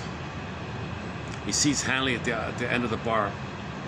"Cheers to other days and to other toasts." Okay, to other days and other toasts. To other days and other toasts. Okay, that's like a rebirth motif. You're going to begin something new. The death of the old way, something new. So Whiffle has a new thing. He's got to find himself, and Hanley is going to enjoy his retirement kind of thing. So they're both going to have a new life. I'll drink to that. To other days and to other toasts. Something new. That's not a bad one. Eh? To other days and to other toasts. So you're acknowledging the death of the old way and the new way. And now Whipple, this cold-hearted guy, Whipple, goes on a rant himself. He gets drunk and goes on a rant himself. He says, the hedge fund who bought him out or something said that he's overworked. I think you're overtired or something. Oh, what do you mean? Well, you're getting a little crazy here with this machine here. We don't like you having an erotic fetish with the machine here. It scares us. So you're fired. We're going to put in Robbie the robot instead. So he's all upset now. He's got no wife, no friends. So he goes on a rant. Wow, they fired me. I'm the son of this company. My father built this company. I'm the son who inherited it. Wow, these hedge fund people, they're cold, dispassionate, impersonal. They chucked me out of my prime here. They complained that I was neurotic. They said that being alone with these machines had warped me even further. That's what they said. They said I was warped. Can you believe it? Can you believe it? They said I was warped. Unbelievable. Not fair, Hanley, not fair. I have value. I have some value, don't I? I'm a person, aren't I? So he's saying the same thing that the 70,000 people were saying. I'm a person, aren't I? They just snap their fingers and they bring in a replacement. Robbie the robot. So he was replaced just the way all the others were replaced by machines.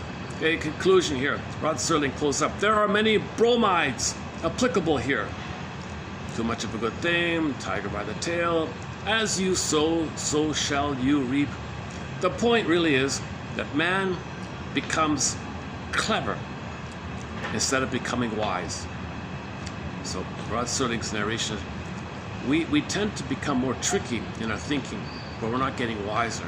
Less feelings. So less feelings, more tricky in the mind. That's what he means. So you're more calculating in the mind. That's due to a failure of emotional processing. When you don't process your feelings, you compensate with hyper-tricky things in your mind you're not feeling. So we're not getting, the wisdom comes from the feelings. So if you reject the feelings, you'll lose the wisdom, and you're just calculating the mind.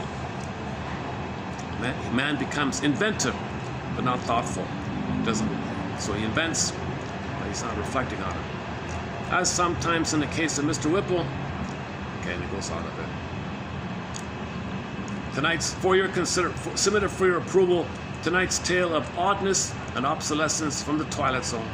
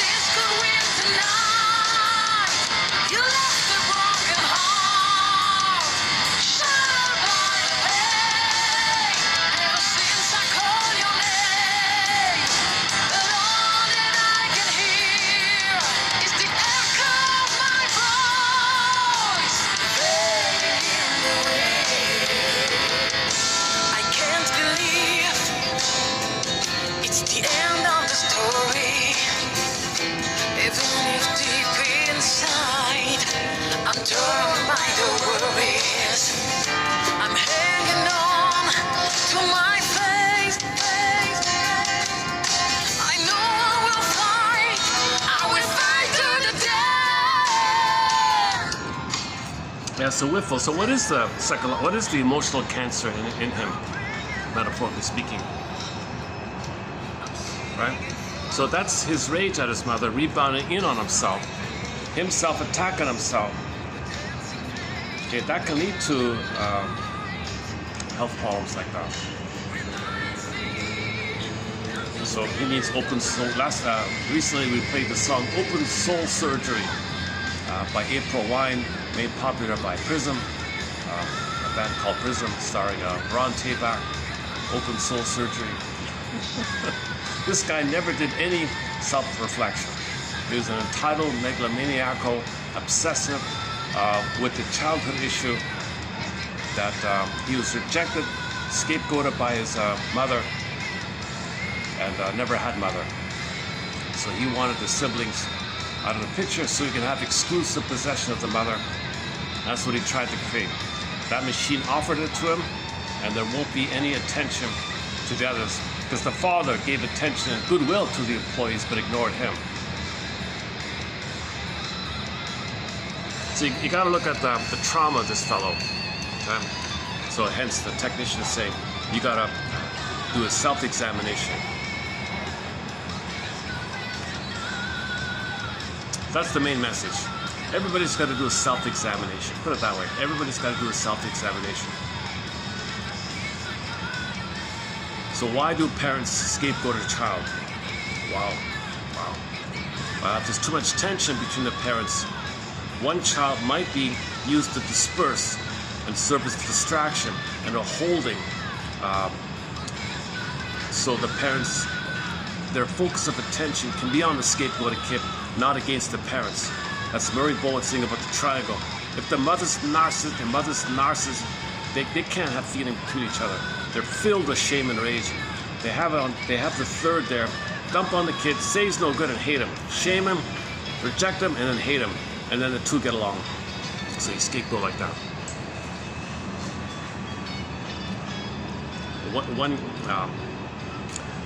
one example was the firstborn might be given all the supplies, and if he's a star and seen, the parents feel seen. So the parents might support the first kid, give him all the money and all that.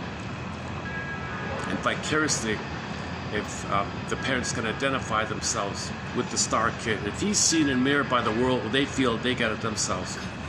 Whether it works or not, doesn't matter. Okay. The second kid comes on the scene. Because it doesn't work, the pain builds up, they blow it off on the second kid. The third one comes on the scene. They kind of ignore him. They don't expect anything from him. One theory is he becomes the lost one. The theory is the child picks up the unconscious fantasy on the parents that they wish they were free. So he's ignored. The child thinks he'll be alone and lost and ignored, playing out the fantasy of their parents' wish for freedom because they can't divorce, they're stuck together, whatever. So he'll play the role of their wish to be free. So he's alone in the library, they ignore him. Is he free? Is he going somewhere? Is he gonna go away? That's me, I wanna go away. The fourth kid comes on the scene, and maybe what role is left for him? So her example was maybe he'll be the mascot and do physical comedy, fall down or do make funny gestures and everybody laughs. So he has a role in the system like that to blow off steam. So one blows off steam, one is the fantasy of their freedom, the lost one. Okay, the scapegoat one holds all the shame and is the target of the parents' anger. And maybe one is the fantasy that maybe they will be seen if the first one's a star, like that. So the parents are miserable like that. So a good example of this is the comic psychoanalysis. Another band kind of thing. But 6 years ago, this month, 6 years ago, 6 years ago last month, a company called Dark Horse Publishing reissued the complete run of the comic psychoanalysis, the 1955 comic psychoanalysis that was lost for decades, and they found it, reprinted it. It's available hardback and digital. It's excellent. It's a therapy session for 3 clients: Freddie, Mark, and Ellen. So those 3, man, oh man, there's a lot of psychology in those 3 cases. Presented in comic book. It's an educational. Yes, it's slightly dramatic and all that, but it's a tool to teach psychoanalysis. It actually teaches you repetition compulsion, okay, family systems theory, the scapegoating, separation anxiety, recreating the past because you're stuck in the past, repetition compulsion, self-fulfilling prophecy, expectancy, create it, and then Ellen did that, scapegoating. The womanizer, the bully one, the Mark was the bully one, the womanizer. So they discussed the psychology of the bully, the psychology of the woman who had immense social anxiety. So mother rejected her. She expects everyone to reject her, so she lives in a way that creates a self-fulfilling prophecy. Everyone rejects her. The only time she ever got attention is she fell down. So she's very clumsy like that, hoping to get attention. And then Freddie, of course, was the scapegoater one. And when Freddie was so messed up by the scapegoating by the parents, finally, the parents took Freddie to the shrinker man. Shrinker man, our ability to scapegoat on our kid is wearing thin here. Fix him up so we can scapegoat him. No, he didn't say that. The parents took Freddie to the shrinker man, fix our kid. Something's wrong with him. I don't know, he's acting shameful and naughty because he's expressing the shame on their end and the rage on their end. He's expressing it. They got over the top. Yeah, fix our kid here. What's wrong with our kid? Something wrong with our kid here. We did nothing wrong. We're perfect parents. We're angels. There's something wrong with our kid. Shrink intervened and said, he's the symptom of what you're doing to poor Freddie. Freddie, go to here's a quarter. Go to the pinball machine. Take a break here. You 2 are the issue here. You, sir, I'll see you in my office. You, ma'am, I'll refer you to my buddy here. And you each gotta be on the couch. You gotta be analyzed. You gotta be analyzed. The parents had a narcissistic and rage, injury. How dare you? We're perfect parents. No, he's the symptom. What you're doing to him. And long story short, they finally came around and said, okay. You know, dramatic. I'll talk about drama. It's dramatic as well. Dark Horse probably, hopefully, is still around. If you can get the hardback reprint, I would get it because the complete run is in that book, the hardback reissue of the comic Psychoanalysis. It's the best introduction, in my opinion. I've talked a lot about it already. If you want a sample of it, just type in comic in the search engine. In this channel, you'll get some of the closer. Okay, let's hang on a second.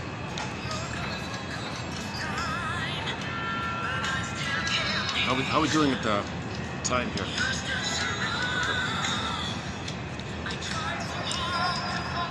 Okay, before I forget, let's okay, so once again, did it occur to you that you're trading efficiency for pride? When you're dead and buried, who will mourn for you? I think it might be a good idea if you ran an equipment check on yourself, and that voices was okay, here's the one from Oaths About Dreams. Okay, so dreams reveal your inner self. Dreams, fairy tales, myths, and religious stories. Okay, they reveal your inner self, your fantasies, and there's a lot going on there with the trauma and the rage and aggression and violence. You know, it's baby thinks he's gonna die, he's gonna survival, fighting, justified, entitled, fighting, all this stuff. Okay, that's the fantasy, and dreams and nightmares reflect that. Residual, in the meaning of anxiety dreams, is the theme of interpersonal conflict and the need for reconciliation.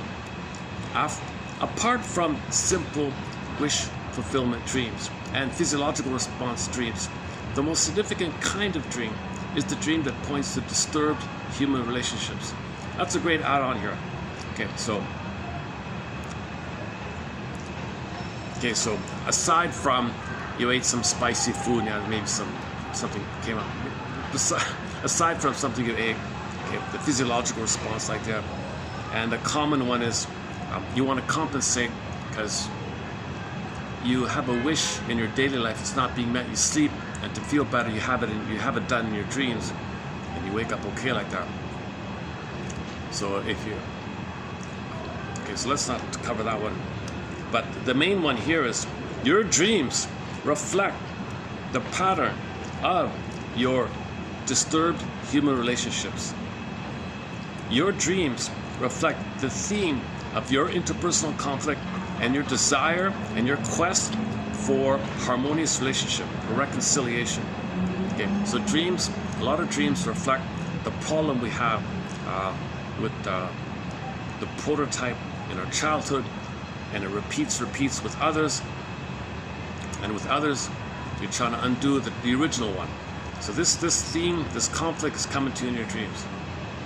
Okay. So this Wiffle guy might have a dream of seeing the breast, but it's unavailable. He's enraged and rejected. So he'd like see something behind a glass. So that's the kind of like you'd be like at the bakery, but you can't go in. You see the goods, you see the nice goodies in the bakery, but you can't enter. You have the money, but you can't enter. And then maybe something drags them away or something. He might have a nightmare where he sees the promise of sweetness, and then something pulls him away. Okay, that's the relationship, the original relationship, the original first human relationship between the baby and the mother. The first human relationship for a Wiffle might have been something like that, for example. And then it repeats, and it repeats with others. Now he keeps trying to master this. So enter the machine idea. Oh, robot. Oh, good, robot. Okay. On this, another point about the robot fantasy was Star Trek's season 3, episode 17, entitled "Requiem for Methuselah." You got a guy on a planet. He's trying to build a perfect robot, a woman, a female robot, to be the most perfect, beautiful, reads his mind, plays with him, understands him. He wants a symbiosis, a merging, a oneness. He spent, the character doing it was symbolic of every man's need for the oneness. So he was 6,000 years old or something.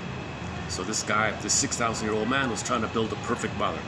So that's the eternal dilemma, that we never got the proper feeding with the mother, the proper once a month, because babies are ripped away at birth. Oh my God, you gotta stop this nonsense. So the most important healing word, I would say, is lotus. Lotus birth, or 2 words, lotus birth. Leave the cord, leave the placenta, hand the baby to the bosom, skin to skin, warmth of the skin to skin. The hormones are there, the body-to-body warmth is there, and the whole rhythm is safety, and the blissful cocoon-like uterine womb, the womb paradise continues.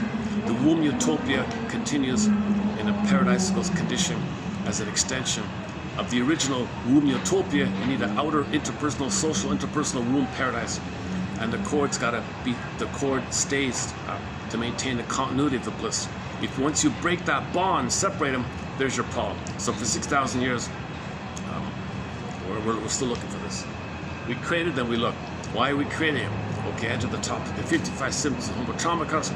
It's a symptom of the transition of accidentally traumatizing ourselves due to the mismanagement of our discoveries 6,000 years ago. Star Trek says 6,000 years ago, so that's why I'm using their reference there, 6,000 years. Yeah, so back to that episode, Star Trek. So the Mr. Methuselah, I guess, or whatever his name was at that time. So it's a symbolic stand-in character for all men for 6,000 years. So this guy, whatever his name was, he was some scientist guy living alone on a planet for 50 years, or 30 years. He was trying to build this woman, this perfect woman. Okay. Now, it's not human, but he wants exclusivity, kind of like Wiffle and his fetish with the machine, like that, kind of like that. He wants to win this thing. So the woman is very elegant and lovely and all that, but still a machine. So something missing, right? Anyways, the story's about the Enterprise people arrive. Okay, the Kirk guy, okay, played the song "Just One Look." That's all it took. Oh, just one look. So Kirk sees the robot woman. Ooh, whoa, arrow, Cupid's arrow. Wow, transfers, instance, spellbound, love at first sight, fusion, symbiosis. Because he wants oneness. Kirk wants oneness. All men want oneness. No man has proper. Most men don't get proper oneness to the mother when they're removed from the mother. And women lose it too. And they do it to the boy because it happened to them. They don't remember it happened to them. So automatic repetition compulsion. They didn't have to aggressive do to the baby what it's done to them. So they do it to both boys and girls. Like that. So anyways. So Kirk sees the robot. It's mine. There's my mommy. Mine. Okay, the scientist guy says, what are you talking about? I've been here for 30 years building her. Doesn't matter. She's mine. The two guys are having a fight. Like, it's kind of pathetic, right? So the side comment was the eternal battle or something. Kind of like today's one. The eternal between what you need and the thing you make. Actually, that episode is a tribute to Forbidden Planet. Instead of in the Forbidden Planet, the planet would do what you want, right? In the Star Trek one, the guy had like a flying robot, and it would do what he would want unconsciously. It was a tribute to that. That episode, season 3, episode 17, the original Star Trek, was a tribute to Forbidden Planet. But the robot in there is not Robbie the robot, not like that. The robot, the flying robot on that one, was kind of like a miniature version of the mechanical, the Krell planet. Like a portable mini Krell planet, basically. Okay, that's a key. I think that's a key one here. So, dreams bring up your theme, your conflicts, your relationship conflicts. What are you trying to process? What are you trying to know? The battle, your need, unmet need, the pain around it, repeat, trying to get a better outcome. You're facing it, trying to feel it, trying to know, trying to now know what you could have known, trying to feel what you couldn't have felt. This is part of the innate drive for healing. So we create stories of this battle. We create stories of our dreams, our nightmares. It's a reflection of the inner life. Okay? They reflect our inner life. Dreams, religious stories, myths and fairy tales, or revelations, or reflections, or reflect our inner life. Now, most of this inner life is this relational dynamic, this problematic relational dynamic where we thought as a baby we were going to perish. Berger has the thing about the baby's fears. Baby thinks if the mother rough handles, Snow White, if the mother rough handles the baby, the nightmare is the laces. Okay, the mother grabs the baby in a state of hostility. I gotta feed you, don't I? Ah, I hate this. So she grabs the baby with her fingers, and the baby has the laces nightmare. That's the mother's fingers. Okay, the mother hates feeding, so the stress, the cortisol, okay, into the nipple. There's your poison apple idea. Nipple is apple stands for nipple in most of these stories. What was the other one? All her angry thoughts. So Bly thinks the poison comb is her toxic thoughts, because comb, hair out from the head, thoughts, hair like sprouts of hair, like little thoughts from your head. Comb's associated, so she has the comb, and she's combing. It's her toxic thoughts into the kid. So the baby's getting mother's toxic thoughts, toxic stress in the milk. Okay, poison apple, toxic, and the laces. And of course, the mother wants to eat the heart. That means the mother wants to destroy the baby's budding beauty, budding individuality, okay, identity. It's not a it's not a literal thing. It's not literally. Fairy tales are not concrete. They're not literal. Don't take it like concretely. No mother wants to eat. It's not like that. The metaphor means the baby wants to gobble up the baby's. Well, the imagery is the oral gobbling. So all gobbling is the baby's gobble need, right? So that's there. So that gobbles up. The baby tried to feel, try to be himself, gobbled up. Tries to be gobbled up. So any kind of gobbling up thing. So she wants to eat the heart. Same thing. The queen wants to eat the heart, gobbled up. Okay, in the maze one, they throw the guys in the maze, the labyrinth, and the minotaur gobbled them up. Any motif, the motif from fairy tales of these gobbling up things, that's suppressed feelings, denied feelings, pushed down feelings. Try to feel, pushed down. Earth opens up, pushed down. Okay, so that's the image of the tormented souls in Dante. All those tormented souls are your repressed feelings. Something in you is gobbling it up. Inside your psyche, your rage is crying for mother's love. It's turning to yourself. You're gobbling up, trying to get mother's love. You're eating. You can't say it like that. Oh my God.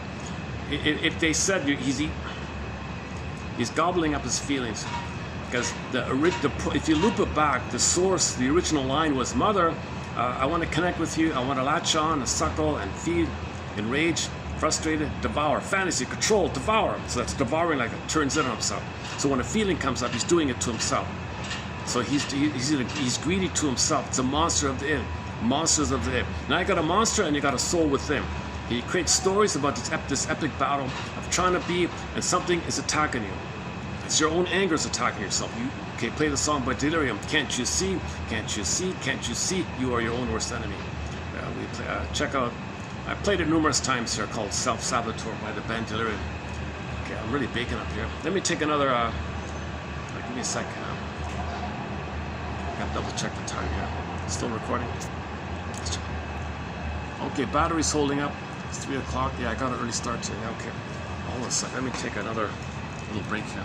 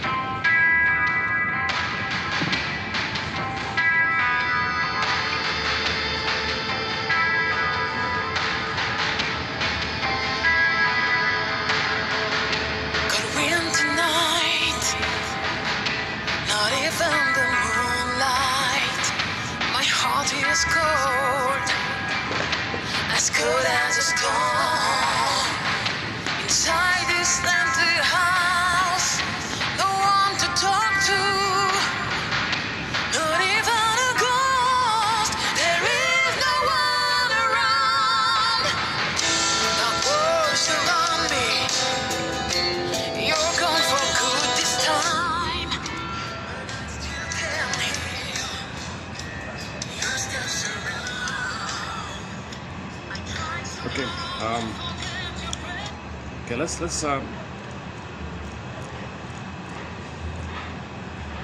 as unpopular as it is, auto ranks theory of birth trauma.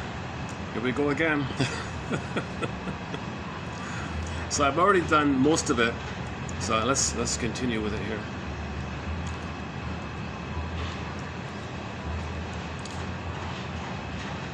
Okay, so I've already done most of it. 3208. So here's sort of a part 2 of it. So I'm not going to redo part 1. Let's just do part 2 here. As Otto Rank speaks of birth as our first trauma, our first separation. In a very sudden event, we are separated from our mother. This is the original source of anxiety. He says, quote, "The fear in birth, which we have designated as the fear of life, seems to me actually the fear of having to live as an isolated individual," unquote. He calls the primary fear of separation from the whole, therefore, a fear of existing as an individual, which I should like to call the fear of life. So he calls it the fear of life now. Because you didn't feel safe to live. So you're just in a trance, hypnotized, seeing the world frozen at that kind of place, and hoping to get a better outcome. So the rebirth motif is the death of this old fear. So the death of your fear of death is the birth of life. So the rebirth motif is you're carrying around this fear, the death of that fear, and now you live. That's the rebirth motif. You were living in the uterus, you were afraid like that, quote unquote died or something, and now the death of that death, or the defensive way, the neurotic way, the dysfunctional way, then your authentic living. So when you reclaim your authentic living, that's the rebirth motif. That's in part 1. For more on that one.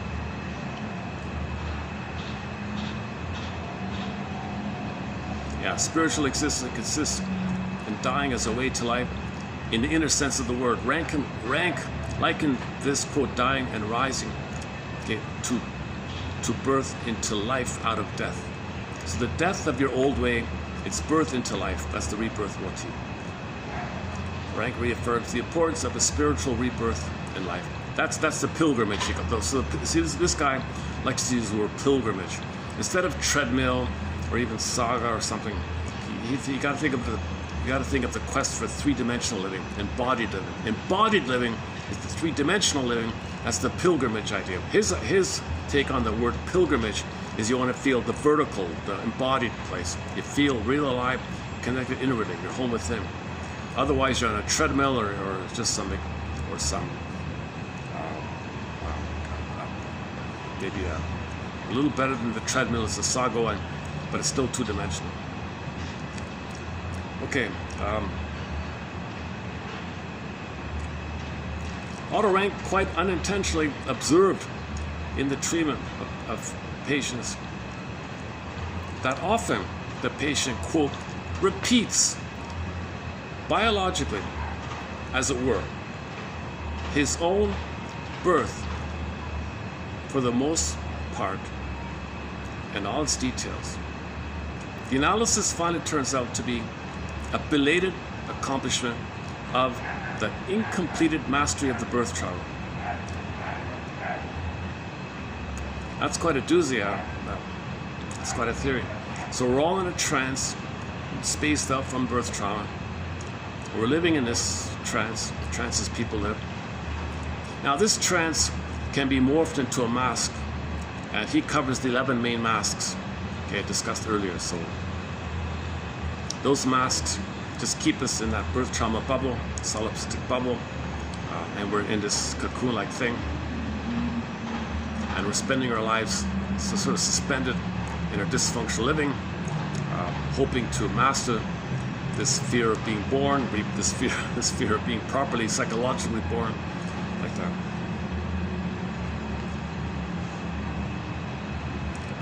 His assessment of the continuing power of fear after birth underscores the importance of the mother-father care of the newborn infant.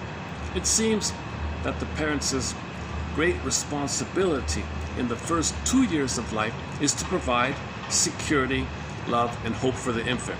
Now, if Mr. Whipple, what's his name, was born and just thrown like that, throw him in the crib, let him cry himself to sleep, here's the powder stuff, leave me alone. If he was treated like that, it makes sense why he is so... Traumatized babies in an adult body will act like Whipple. Somebody said traumatized babies in an adult body are criminogenic, very criminogenic. Most criminals are traumatized babies inside, right? Something like that. It's some proverb from somewhere, a French proverbs. It seems, yeah. Erik Erikson, in his developmental understanding of the healthy personality, says that the earliest stage of our lives must build on a foundation of basic trust. Okay, so clearly Whiffle has no sense of connection, of trust. It's all profit, useful. He even says to one guy, yeah, for the moment I need you. Once I don't need you, you're gone. Like, he talked like that. Yeah, he said that to the technician. Yeah, I need you to repair the machine, but once I have a machine that replaces you, I'll replace you. Like, he talks really coldly like that. That's why everybody left. Basic, so he can't connect or trust. He admitted he cannot have a girlfriend. He can only go to those things at night or something, I guess. He had an innuendo. He didn't say it directly, but my guess is that's what he meant. He could only have, paid company or something like that. I don't know. Erik Erikson, in his developmental understanding of the healthy personality, says that the earliest stage of our lives, or with his money, he'd probably would attract in gold diggers, but he would reject them anyway, so he would just exploit that. Oh, you're a gold digger, fine. He would just use that. He can never have a proper relation. There's no trust, there's no bonding, because in trauma the oxytocin is too low, so he can never bond, this guy. Oh, he finally bonded. For the first time, he fell in love for the first time with the machine. Oh, darling, darling, sweet darling. And he's staring, Google-eyed, right? Enter the other fetish reference we have here is the Claire's Knee film. A very old film from France by a famous director. Made a whole bunch of films. I happen to, by chance I saw one of them called Claire's Knee. This guy, they really made it over the top.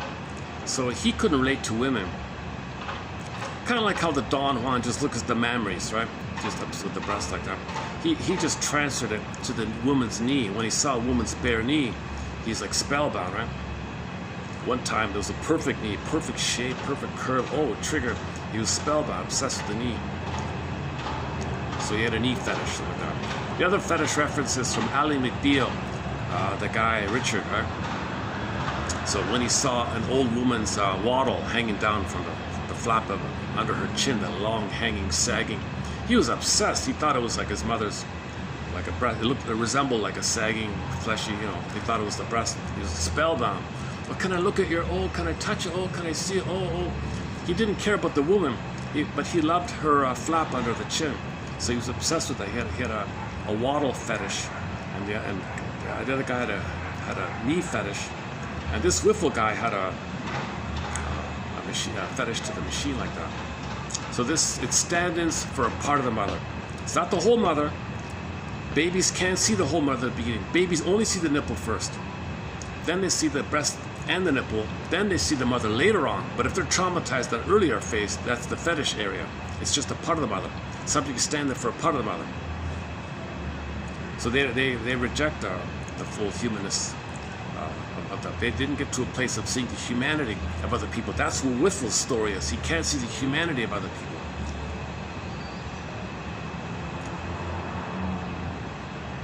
Erik Erikson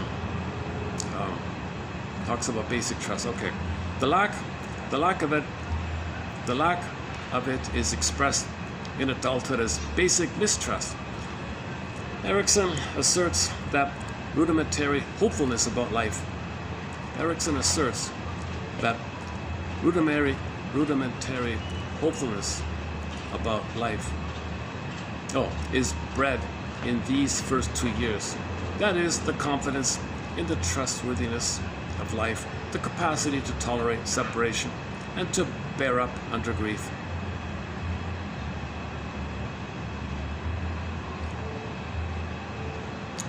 Well, let's jump to the scapegoat one. Oh, okay, we have one here from the scapegoat.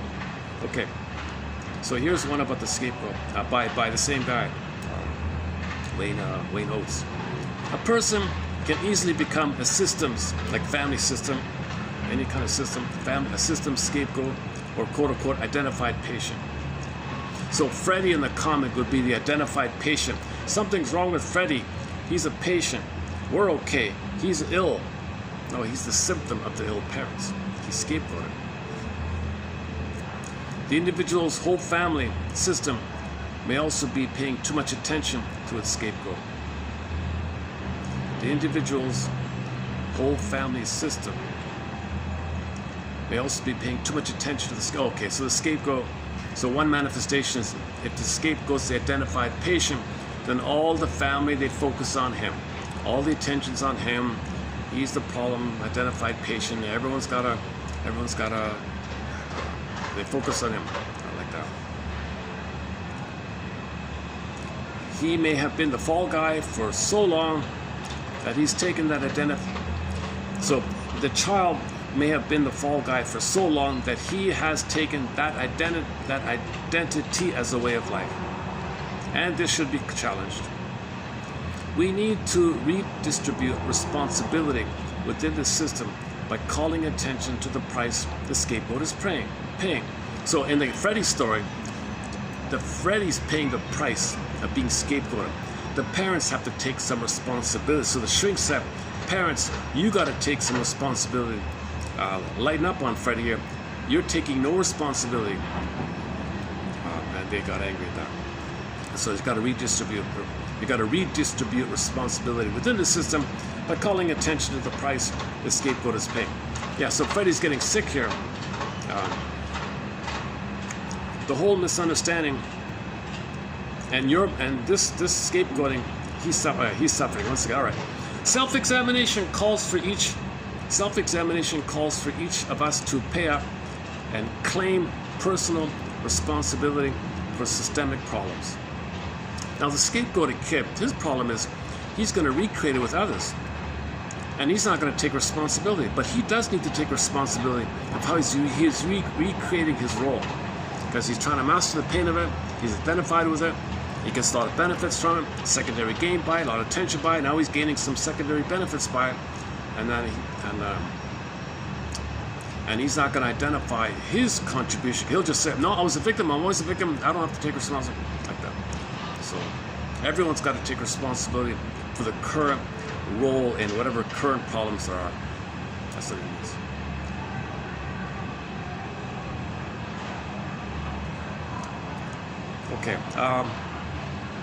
Okay. He made an interesting footnote or comment about Karen Horney's theory.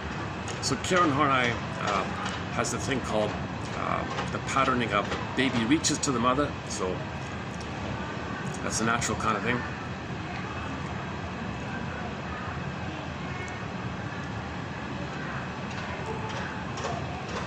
I hear some kind of announcement. Let me take a break for a second. How is it down there?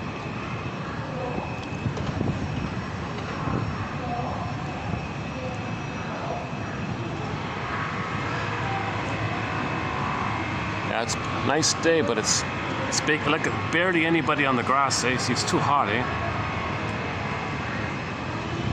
Nice day though. This is one of the clearest days we've had in a while. You know?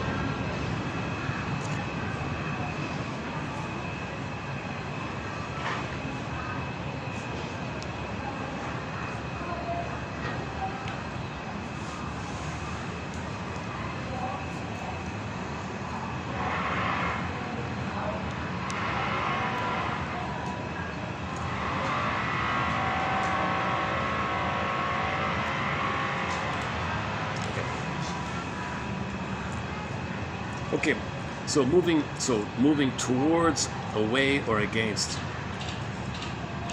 Okay, so there's a healthy baby reaches towards, right? Now when there's trauma, what's going to happen? Okay, if the trauma is like really, really early on, okay, he won't. He'll fight or flight. He'll withdraw, move away from people, schizoid, turtle, detached, schizoidal, leave me alone. Okay, either passively, just leave me alone, or aggressively, leave me alone. He'll withdraw. in the two versions of withdrawing discussed earlier. Or the fight one, okay, is against people. So if the trauma is really early on, he'll withdraw, be away from people emotionally. Okay, obviously Whitfield's like that, and again he's against as well. It's kind of at the same time. Yeah, he's away and against, right? Fear and anger. So fear and anger are at the constant, they flip around. Okay, so you move away or against if the trauma is way earlier on.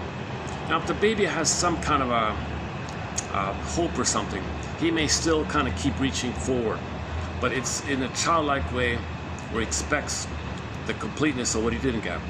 Where the prior state, the away or against, okay, the more survival one, no hope, no basic trust, away or against, okay, there's all survival like that.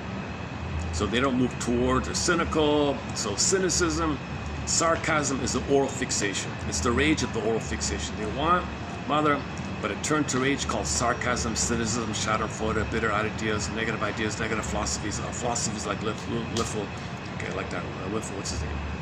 Like that. If the baby got a little love, and you can still kind of keep on hoping, he's still kind of reaching. So he moves towards people as a pleaser, as a caretaker. If I'm good, will you love me? If I try harder, will you love me? What can I do for you? He's still moving towards people. Okay, the trauma's earlier. Okay, away or against. Okay, so that's one theory. He's got to add on here. He said, "Hey, wait a minute. What about the passive-aggressive version of the bully one, the against one?" So he calls that moving around. Moving toward, away, against, and around. So he's offering a fourth one to Karen Horney's 3. So Karen Horney is famous for the 3. We move towards, away, or against people. He says, what about around? What do you mean we move around? Okay, he means the passive-aggressive version. Iagoism, in other words. Iago, passive-aggressive bully. So you got the bully who's overly aggressive. But if he can't do that even, okay, he'll do it by sneaky ways, spreading rumors around, spreading rumors there, spreading rumors there. Okay, so passive aggressiveness. So innuendo, misleading, pitting people against themselves, passive aggressive, spreading rumor there, spreading rumor. He's going around. Never speaks directly about anything. So the passive aggressive behavior is you express your rage and your aggression covertly, hiddenly, sneakily, obliquely, like spreading rumors. Usually it's lateness, procrastination, dawdling, deliberate inefficiency, setting things up so there's problems. You don't cooperate. Everybody's your mother. You're rebelling against. But they learn they cannot be over, so they do it flip. It's covert, called covert bullyism, called passive-aggressive bullyism. He calls it moving away. Okay, so his model, his model, moving around people. My take of it, my understanding, is the passive-aggressive bully, like Iago. It could be passive-aggressive narcissist. So the passive-aggressive withdrawn. That could be the passive-aggressive narcissist or the passive-aggressive bully. That's Iagoism. So, okay, so again, so one component of this passive-aggressive moving around method. Okay, so as mentioned, lateness, procrastination, dawdling, etc. But I don't usually cover this one. So another feature of another trait of them is this spreading rumor kind of thing. So he focuses on this part of it, the rumor spreader. People who chronically do these, who spread rumors, for example, move around people, for example, I like to call them circumventional personalities. Call them backbiters if you want, he says.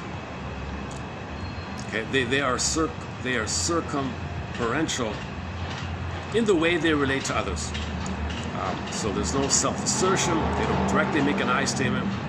They don't directly say they're angry. Nothing like that. Okay, so if there's any kind of real grievance, they don't do it directly. They do it sneakily or covertly. They move around them. So commonly they might gossip about them. Strike with words behind the person's back, for example. a message might be delivered through somebody else, like a parsy kind of thing, a rumor mill kind of thing, spreading rumors. It may be a first-hand repetition. Often these rumors spread around. Maybe people join in with the rumor, and by the time a rumor reaches anybody, it's usually a grotesque representation of the original thing. So it escalates, it gets worse, and we all know how the rumor gets exaggerated, twisted, and then people freak out. It has nothing to do with reality.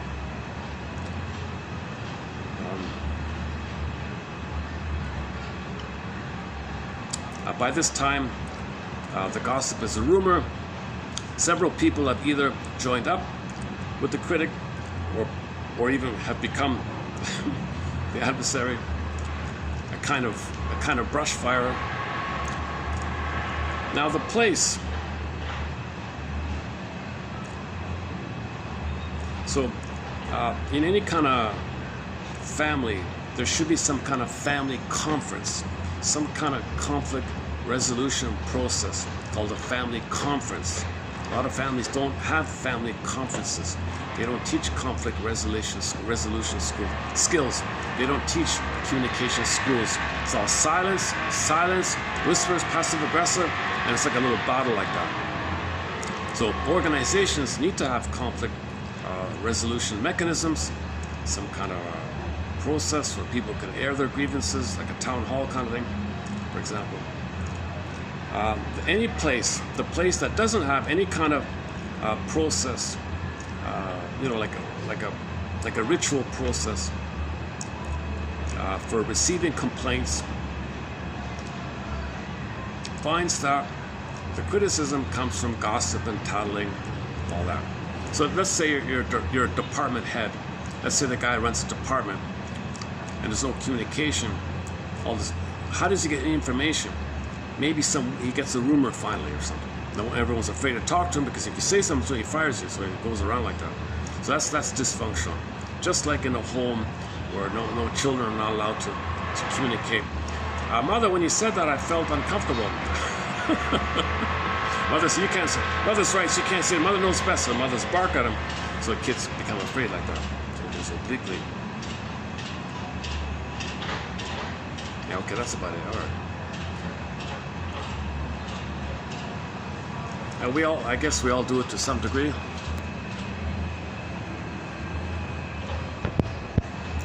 So if the work department has no safe place where people can communicate, and there's no even method to, and no one's even educated on how to communicate. Nobody teaches anybody how to make an I statement. A simple, basic I statement. Okay. When that happened, I was reminded of an old fear from childhood. I had a need for safety. It wasn't that I felt scared and afraid. That's what's coming up. Share that kind of thing and check in with them. How are you with my sharing of this? OFNR by Mr. Rosenberg. Observation is the present stimulus, the catalyst, the trigger. You observe neutrally what it was. It doesn't cause anything. It just flipped. It just triggers the past. Something reminds you of the past. Something in the present just reminds you of the past. Okay, so that person slighted you, didn't look at you. Oh, remind you when you were rejected from your mother. Whoa, all the past, because you're living in the past. So when you did that, that reminded of the past. My parents ignored me. I felt pain and shame. I had a need for connection, wasn't met. I had a need to be seen. I had some developmental process, wasn't met. I felt a lot of pain and shame and anger around this. That's what's coming up with your slight. I just want to check in with you. How are you with my sharing this? Not my problem, your problem. Okay, so it's then he took it as a criticism. Okay, well, I didn't mean it as a criticism. And you're right, it is my kind of issue. But I wanted to just let you know that when you did that, I felt that. I just wanted to share that with you. Oh, I see. Okay, so you're not blaming me. No, I'm not blaming you. I just want to just reveal myself a little bit, get to know myself, and let you know who I am, what I'm dealing with like that. And maybe if you, maybe once a week you didn't, maybe once a week Give me a nod, I'd be okay. Oh, okay. Once a week you want a nod? Okay, I can do that.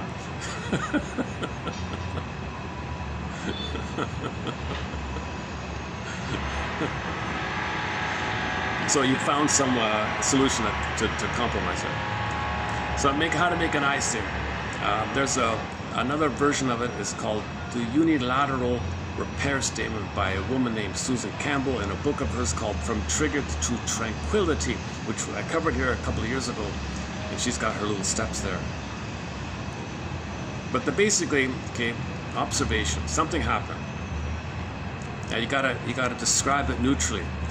You don't gotta sneak in some kind of blaming. When that happened, I was reminded of my old fears from childhood. I had these needs, and you named the need. It wasn't met. You named the feelings that came up that you're feeling now. You share all that information, and the request part is a check-in. How are you with my sharing? Okay, the request. There's other different versions of the request, but that's just one of them. So that's explained. So on YouTube, look up Marshall Rosenberg, NBC, the giraffe guy. So he does a thing with the hand puppets, the giraffe and the jackal puppets. So the jackal image is the critical voice. The ears in, you're criticizing yourself. Ears out, you're criticizing the other. That's within you. So that jackal is also a version of the vampire squid, Medusa, whatever.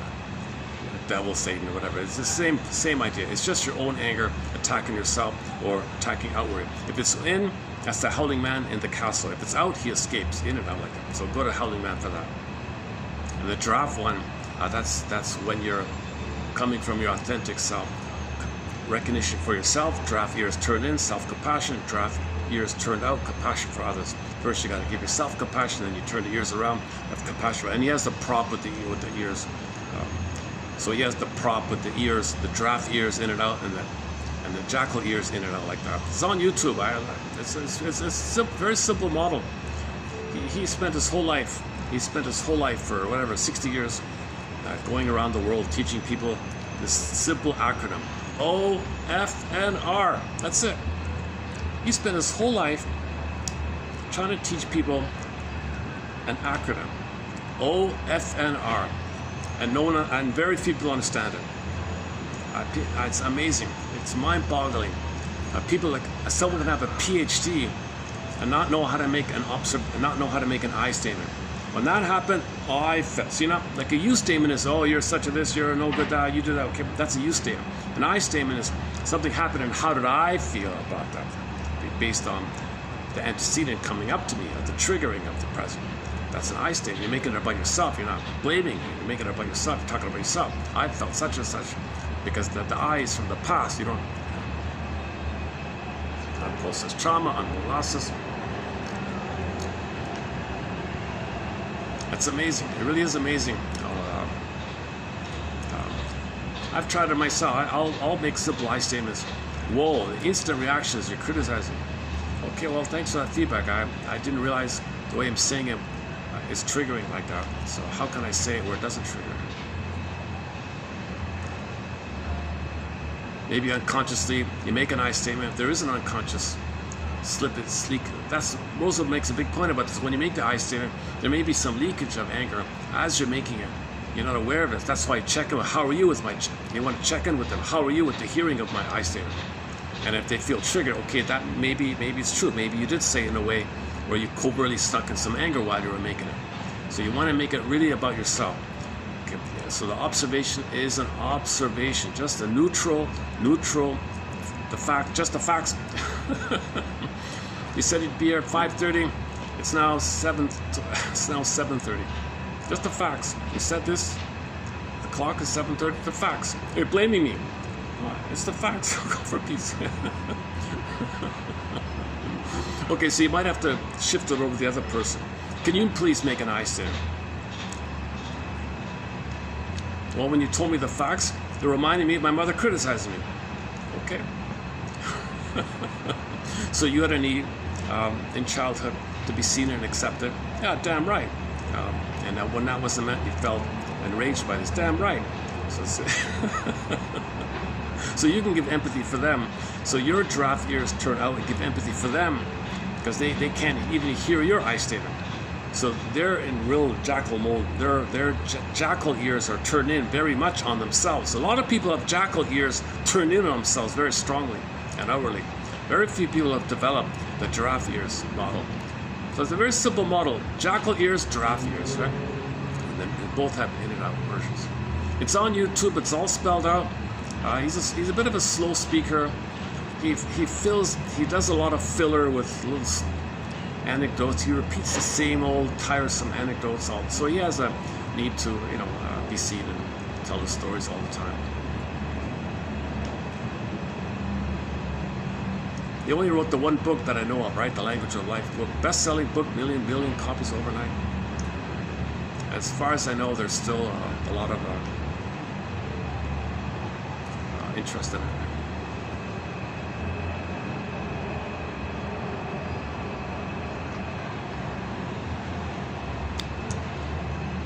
But high schools don't teach people how to make I statements. Think about couples and relationships. They can save their marriage if they learn how to make I statements. Right?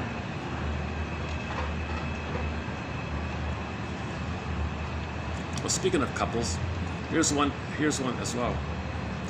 Unadmitted,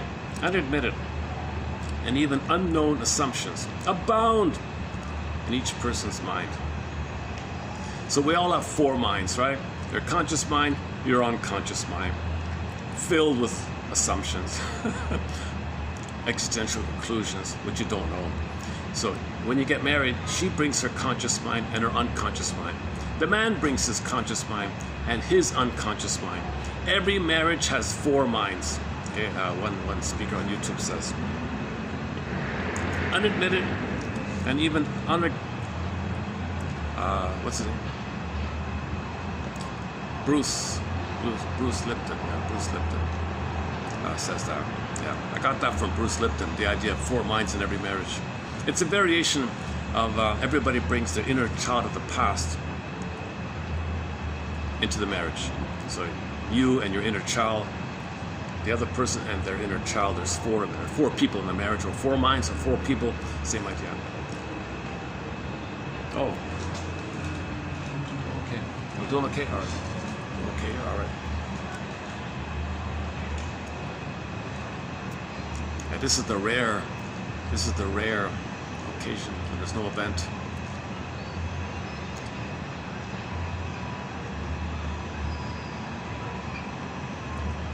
Actually, I couldn't. All the music, the music upstairs is copyrighted. So if I do this upstairs, you hear all this copyrighted music, and half the time I got to trim it all out. I'm still trimming out songs from old videos. It's funny. I know somebody said everything's frozen. Like if I post a video, whatever views it gets in the first 24 hours or something, then click, it's frozen apparently.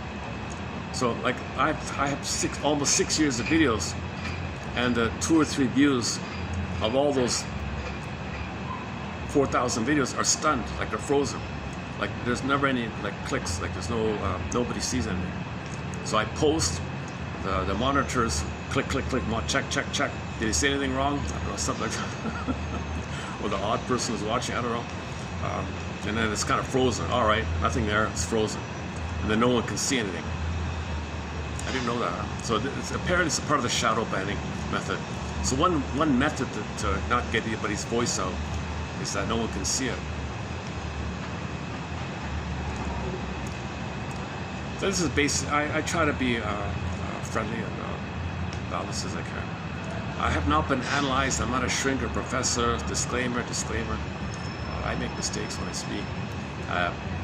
A certain percentage of what's said in every video is wrong, and I don't know what that percentage is. It's up to each viewer or listener to figure out what that percentage is. I'm borrowing Robert Bly. He says that to the audience. Dear audience, 30% of what you're going to hear tonight in this lecture is wrong. It's up to you to figure out which 30%. Same idea. Brainstorming here. So I find interesting quotes, post 10 on average each time, with the hope that 1 out of 10 will be of interest. And I'm learning it myself as I discuss it. And like I said before, play Joni Mitchell's song, This Flight Tonight. If I get a chance, I'll be on this flight tonight and do a full analysis. And they'll show you the before and after, right? So, if this birth trauma thing is true, man, oh man, we got to read Otto Rank, Janoff's book. We got to bring back, we got to advance what Janoff tried to do, okay, with the primal thing. We got to find a way to make it right, you know. He was blind. He's doing it blindly or something. It's not that simple the way he was offering it. People were wildly enthusiastic at the idea of healing from birth trauma, you know, reliving it, kind of thing. But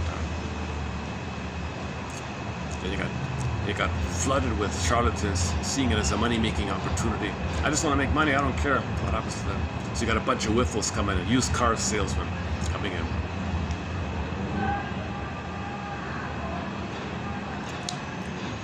Like most people heard this, right?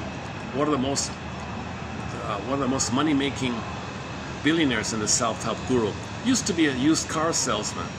He fooled somebody to buy a used sales car. He fooled somebody to buy a junker, and he was delivering it on. He was delivering the thing, and as he was driving, what a sucker! This was easy. Can't I just apply this to people's souls? Like I bought him a broken car, and I said it's okay. Why don't I just treat people like that? Oh, you're all broken, are you? You want something good? I'll sell you a broken thing. Oh yeah. So he wants a good car. Oh, you want a good car? Here's a good car. Buy it. Good. And he got the idea. Oh, you want a good therapy idea? Oh, okay, I'll sell it to you. He applied the same used car salesman tricks to sell this, and he made $1 billion selling this massive thing. I don't know what happened to him in the end or something. That's too bad. We need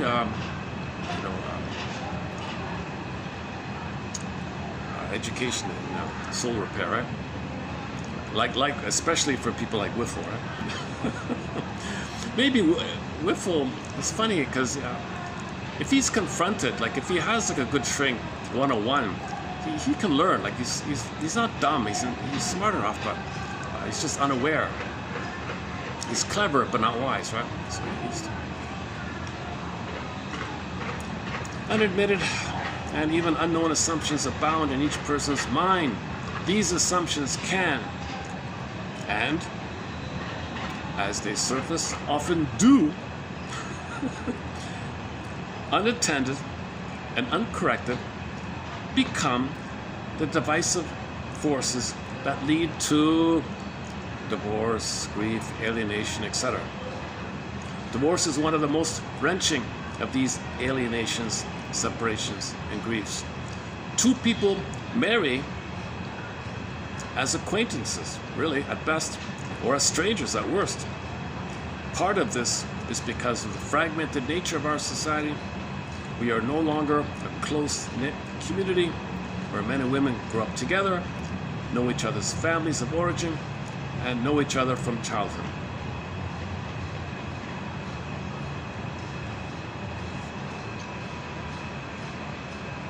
Maybe an exaggeration. I don't think most people feel that the one they're going to marry is a stranger.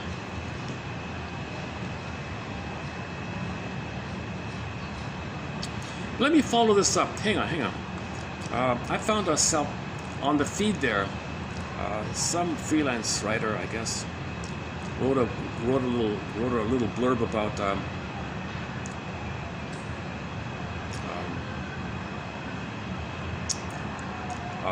like why friendships often break up after high school, kind of thing.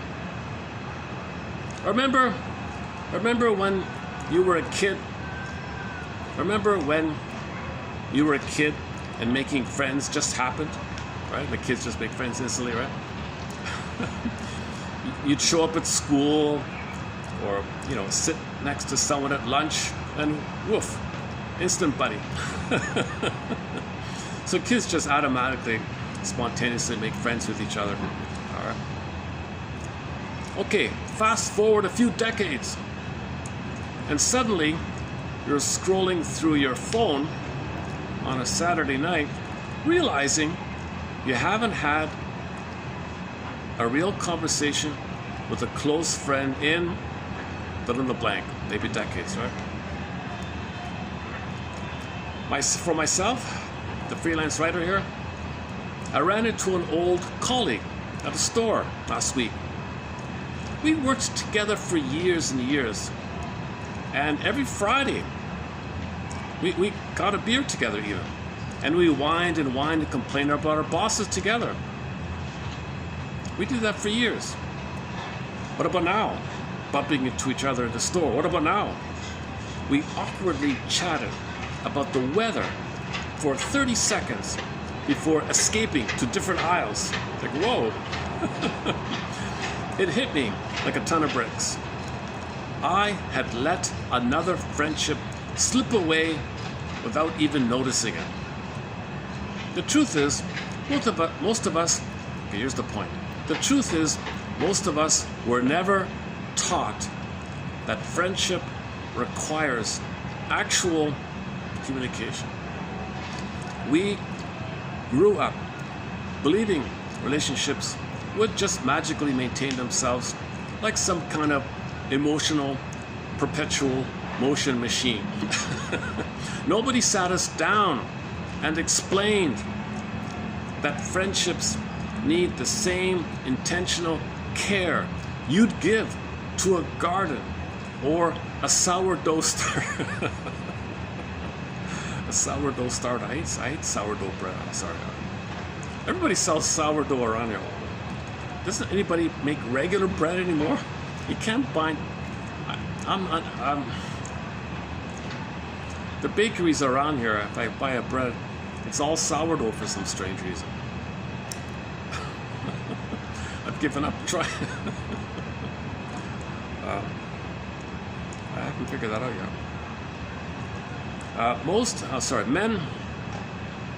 yet. Men often struggle more with maintaining friendships because we were taught that needing connection is somehow weak.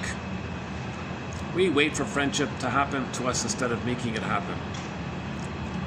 The loneliness, the song we played, Loneliness, the song we heard earlier is called Loneliness. The loneliness can sneak up on you. We're busy with work, raising kids, dealing with aging parents. Friendships get pushed to the back burner because everything else seems more urgent. I absorbed this unspoken rule that real men don't work at relationships. They just happen naturally through shared activities, sports, whatever. My weekly poker game with the guys. For years, I thought it was just where we're playing cards. That's all. It took me forever to admit what it really was. It was our way, it was our manly way to give ourselves some kind of permission to have a connection. The cards was just an excuse to show up for each other. Friendship is essential for our well-being.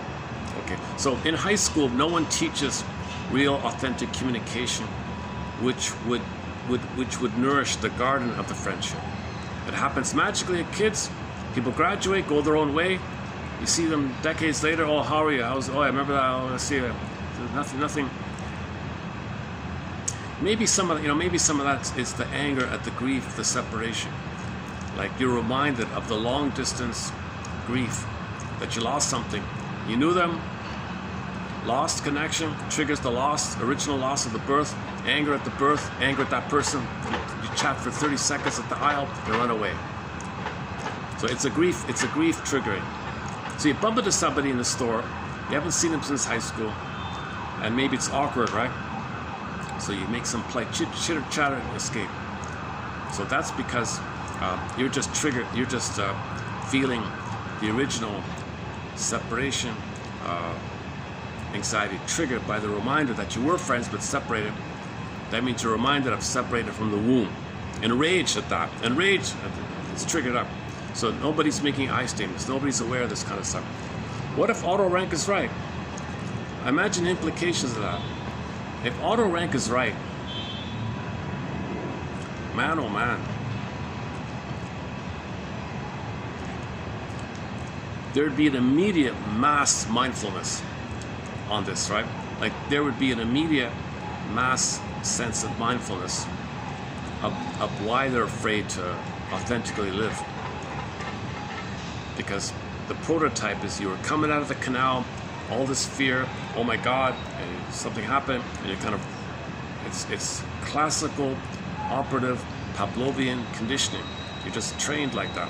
Living means so much pain. I don't want that pain, so don't live. So just hide in my shell, withdraw, or react in a negative, hostile, vindictive way, or shut down, turtle, react, or passive aggressive, vindictive. That is a round one. Or maybe the more hopeful one is the wounded child, please, please, still trying like a child like that. So Mr. Oates ran through the 11 from the DSM, the clinger, the codependent, the pleaser, the OCD control freak, and so on. Oh, okay.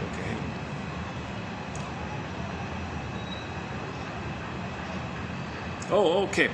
I typed this in the AI thing about birth trauma. So here's what they say. So let me just include this one here, 3109. Mastering birth trauma. It's hard to read auto rank. I tried to read it. It's really kind of hard. If you're going to read auto rank, start with the essay called The Double. That's only 1 hour, 2 hours long. Excellent essay called The Double by auto rank. So AI's summary from what it compiled, I guess, is as follows. Mastering birth trauma is a non-linear personal process that involves integrating a distressing experience into one's life story. You got to narrativize this.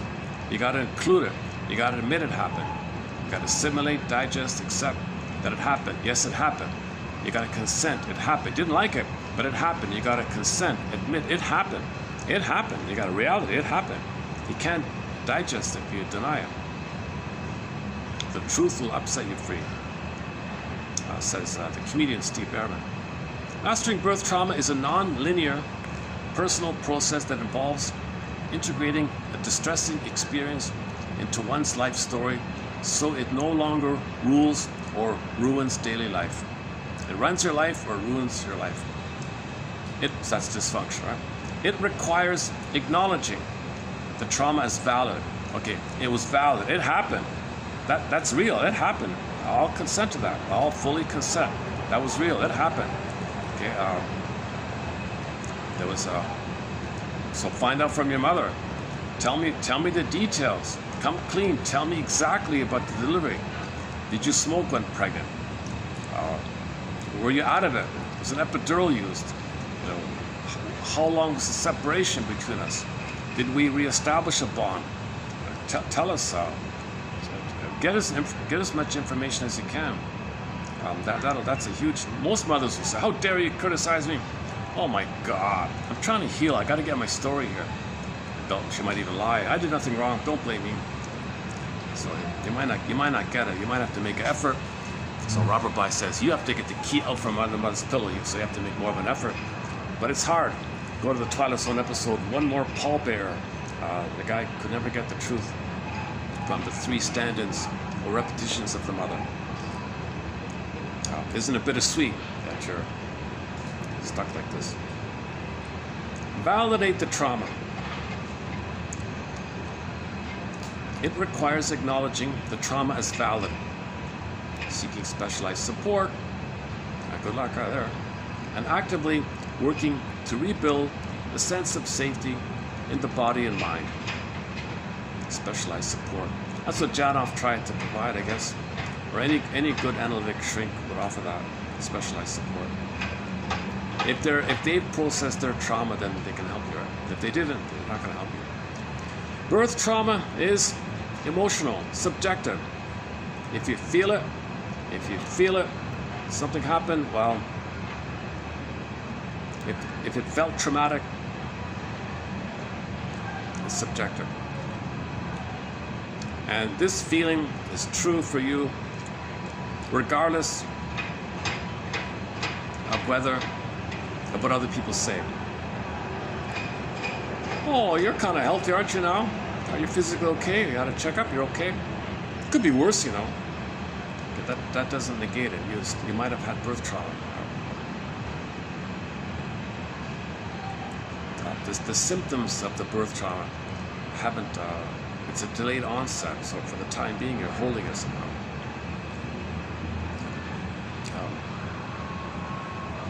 Tell your story, share your experience with trusted others, support groups, write down or record your birth story. This helps make sense of it, particularly if memories are fragmented. Try to fill in the gaps and understand what happened, which can reduce feelings of powerlessness. Healing means moving from being controlled by the trauma to a place where it is part of your past, not your present. You want the trauma to live in the past, not live always in the present in timelessness. Unconscious timeless trauma, it's timeless, so it's always in the present. You want it to be in the past, the day that goes to rest. Ghost means your real self is buried, and the echoing, the haunting of it, the haunting, echoing, you symbolize the echoing as a ghost. Ghost means you're not real, you're not feeling real because it's submerged. And so to lay the ghost to rest means you reclaim your real self. The ghost laid to rest. You got to consent that happened. You got to give up hope for a better childhood past. You got to give hope that a cookie can be mother's love in the past. You got to give, Whiffle's got to give up hope that the machine can be mother in the past. You got to give up hope that gambling is mother's love in the past. Smoking, drinking, promiscuity, mother's love in the past. You got to give up hope that symbolic mother can be real mother in the past. You got to give up hope that imitating the mother or showing up the mother by doing to others what she had done to you is going to somehow magically undo the past. You're living in the past, present still the past. You carry the past to the present, present just a reenactment, repeat, replay, mirage, repeat, replay of the past, hope for a better past. You got to give up all hope for a better childhood past. So that's part of the validate your trauma. The past did happen. The trauma did take place. That's part of processing.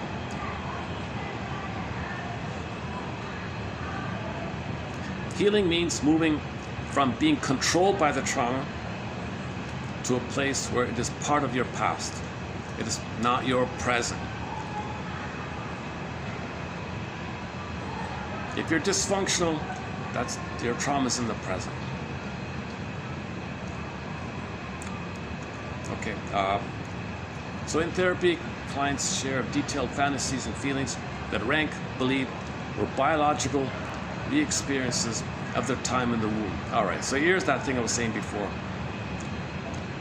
Okay. So in therapy, clients, for patients, he's a doctor, right? Medical doctor, right? Patients share detailed fantasies and feelings and rank believe that these were biological experiences of their time in the womb.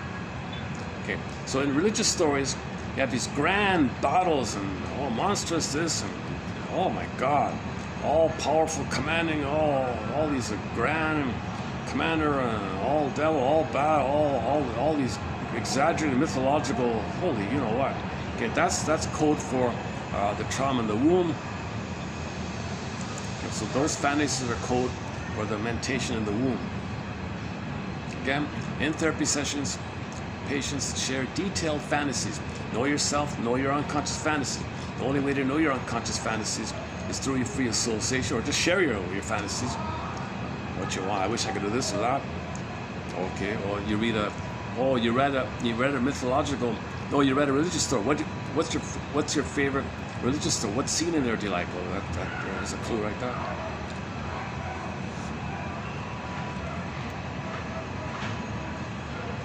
So a lot of revenge fantasies come from this trauma in the womb. The rescue fantasies, savior fantasies, revenge fantasies, that's all trauma in the womb. Rank believe these fantasies were biological experiences of their time in the womb. By processing these feelings, the patient can move towards, quote-unquote, unlearning them. Rank placed immense importance on the ending of therapy. He saw the termination of the relationship as a quote-unquote second birth, like a rebirth motif. Now you can live, right? So the therapy enters into the womb thing, and now you're born out of the egg. You're going to be reborn. That's the rebirth motif. Successfully navigating. So That's the motif, right? You're alive in the womb, okay, metaphorical, you lost it, and you're waiting for the rebirth. That's the ending of the therapy. So at the end of therapy, people say, I feel reborn, I feel my real me now, I feel like a new person, etc.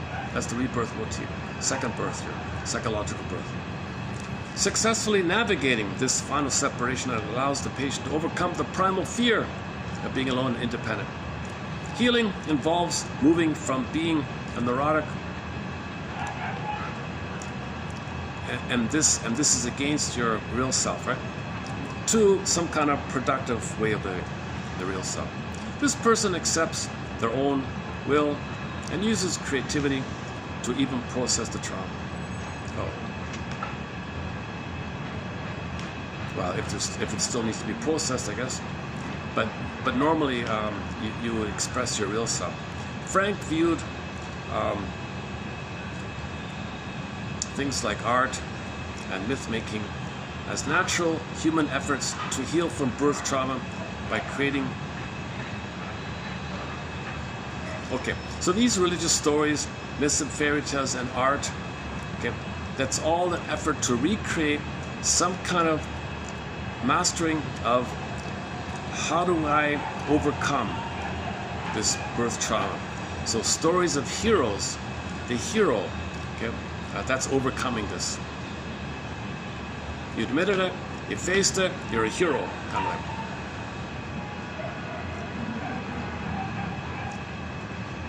The story is recreates a representation of you in the womb, and the protagonist is you being a hero to be reborn motif. All right. So let's follow up on that. How are we doing? Oh, battery. Hang on, let me check. 30%. You know, I have a mini battery. I've never tried it. I was curious to see if it works. Well, just as an experiment. It shouldn't shut off, should it? I wanted to try an experiment. I have this little mini battery. Let me see if it works. Hold on a second. Give me a second. Let's play a song. Let's play the song Loneliness. Give me a second.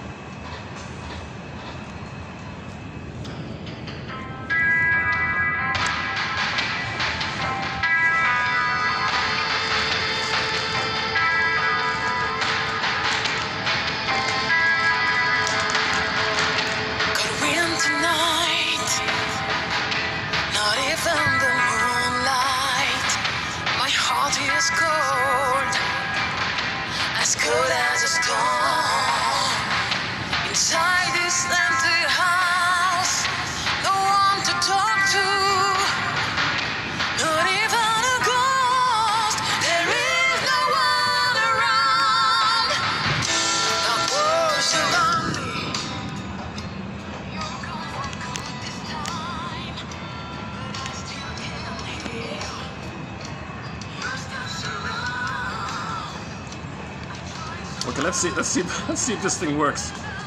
I want to experiment to see if this very affordable little outdated little battery thing can at least charge my iPhone while I'm filming. Okay, let's see. Okay, so now it's at it says here 33. Okay, 33. So I'll know in a minute if it works. If it goes up, it's working, right? If this is fully charged. Yeah, there it is. All right. Bear with me.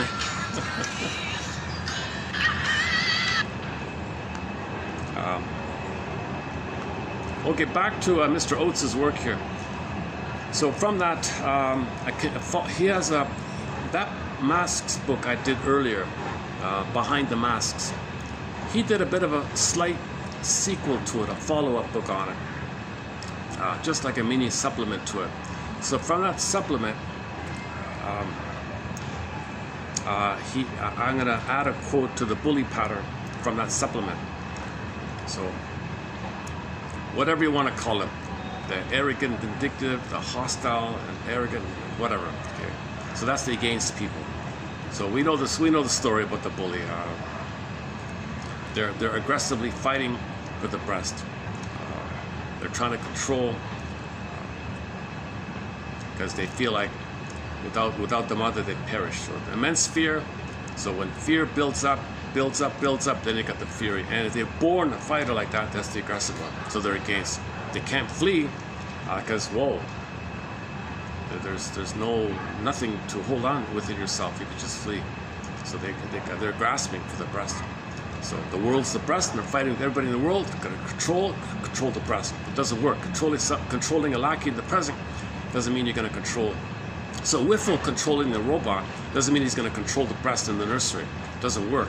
But we symbolically hope to change the past, undo the past. Because when real needs are not met, you keep, without consciousness, you keep in the timeless loop, you repeat. Repetition compulsion means trauma, repeat, like that. So he's repeating.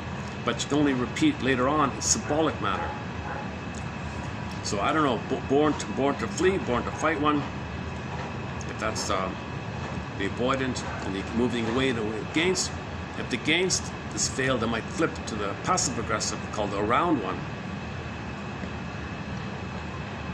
But that dynamic of gossiping, maybe that trait could be used by everybody. Because we all do it, right? Even healthy people would do it. I'm sure there are healthy people out there who do not make an I statement to their bosses. They don't go to the top guy and say, can we talk?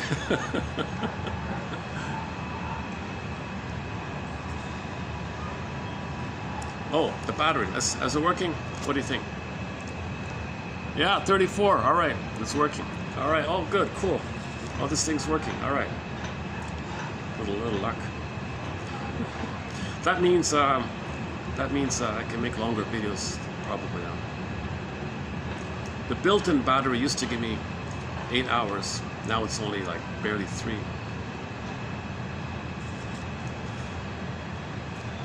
Okay, a follow-up to the bully pattern, which was called originally, whatever it was called originally.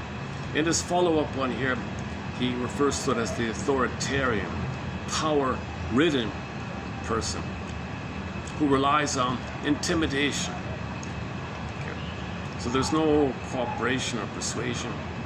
It's all intimidation. Intimidation is the act of threatening a person or people so as to make them afraid. Literally, intimidation aims to make the other person timid.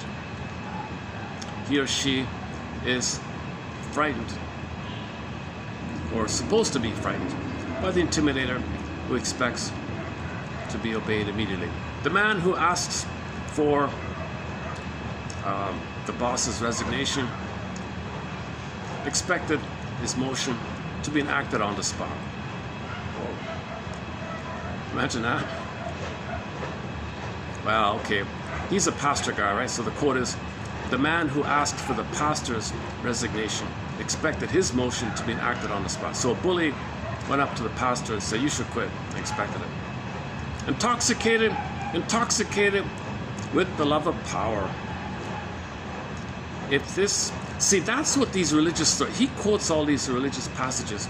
Oh my God, it makes you intoxicated with power. I think it does that. I can't, it's a icky, it's violating, like it really, it's a deep regression to think you're a god, or think you should be a baby and have victory to control the breast, power over, right? So any fantasies about this power over. So one version is you are the god, or you feel the right to control others. This kind of thing. So these religious stories are, I don't know, man. I never looked at it, right? I've never looked at it. But just when I read his book, he's kind of liberal, quoting at all these things. So I kind of peeked at it a little bit. Oh my God, really? How can people not see something wrong with this?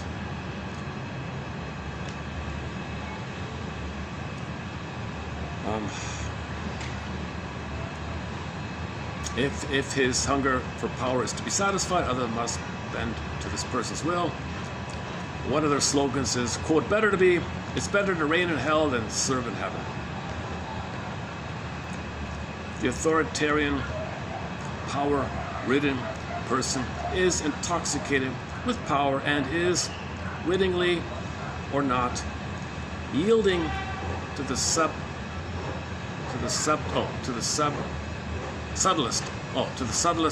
of all temptations to try to take God's place. So you read this, you think either, if you're really over the top, you think you are it, and the branch of it is from ancient Greece. They have a term for this. So if you're, I took it out. Oh, okay. I think that's too rare to include. Nobody thinks they're actually God, right? But the next step, the next best thing is the other one here in ancient Greece, katakurieuo, however that's pronounced. So in ancient Greeks, they had a term for someone who had a mad addiction to power over, basically, to have control over, dominion over, master over something or someone else. So that's the bully one, right? So the bully one has this kind of power, the power over. So that's the baby feels entitled to control the breast. That's power over. His mother didn't offer it freely, the basic trust, so they're entitled to control because the basic trust is broken. Okay, and then the other kind of normal power is called mutuality power, where you acknowledge the mutuality of each person, and that's like power with, right? That's called in ancient Greece either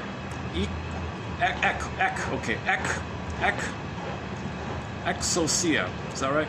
Exousia. Exousia. It's either exousia or exousia. Okay. However that's pronounced, go to 3209 for that one, which means, quote, to become,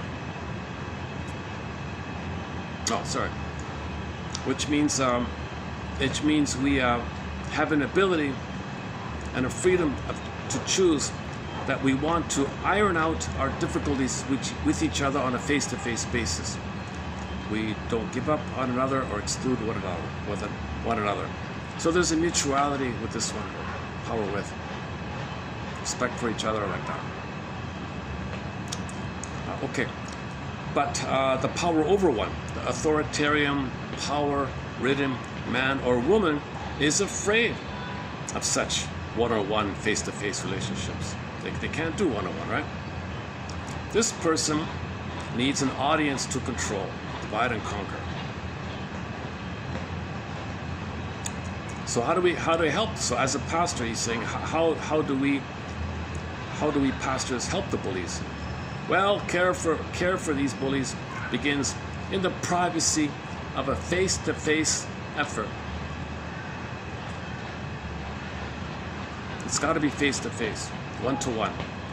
The compassionate provision of privacy gives them an unexpected freedom from embarrassment.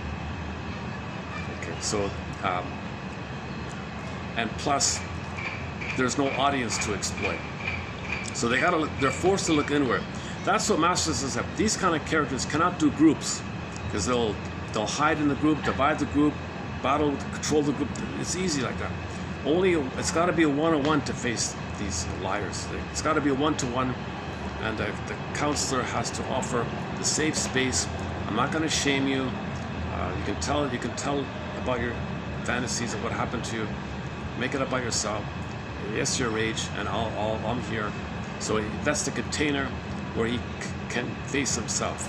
He's got to face himself. So the most disturbed need one-on-one. They can't do groups. Now, Norman Locke has an exception. Norman Locke says, give me anybody, I'll analyze everybody. If you're a master shrink, you can do a group. But Masterson says, no, the groups can only be a little higher functioning. People who are psychologically minded and people who know they're traumatized and they're repeating and they want help. They want to get better, that's the group one. If they don't believe in such a thing, like Mr. Whiffle, it's got to be a one-on-one, and there'll be an interaction between the one-on-one. Now, can the therapist hold that kind of thing? Can he interpret it and face it like that? Who knows?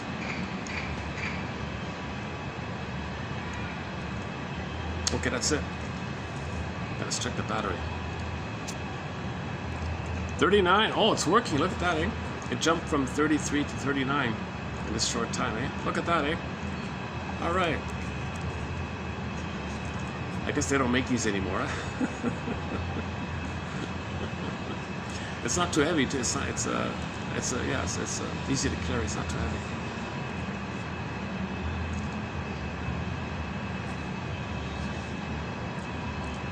Okay, are we finished for today?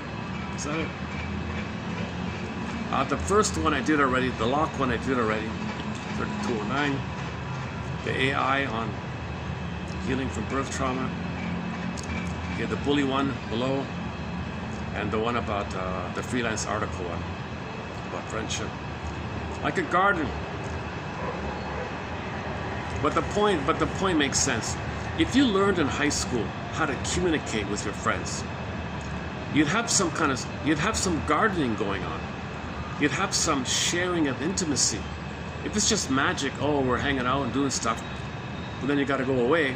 Nothing connected you other than the memories of your goofing off days or something. It's not a deeper connection. So you meet decades later, it's awkward, right? Because you were friends, but all that time passed. That's going to trigger the memory of separation and the rage, and then you politely excuse yourselves, which is an act of anger, like you said in the supermarket.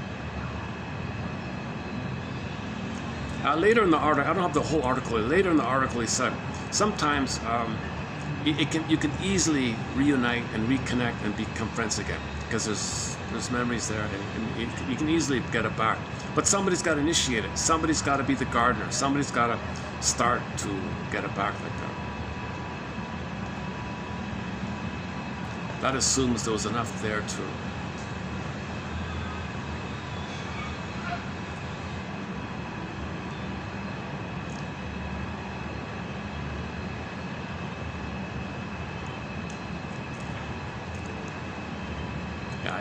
I imagine there's some you feel you wish you could do that, and some you probably don't. You're glad not to make that effort. All right. One second. Okay, let me unplug this thing. I don't think I need. Yeah, we're gonna wrap this up soon. So let me make sure it doesn't turn off if I unplug this. Okay. All right. Battery unplugged.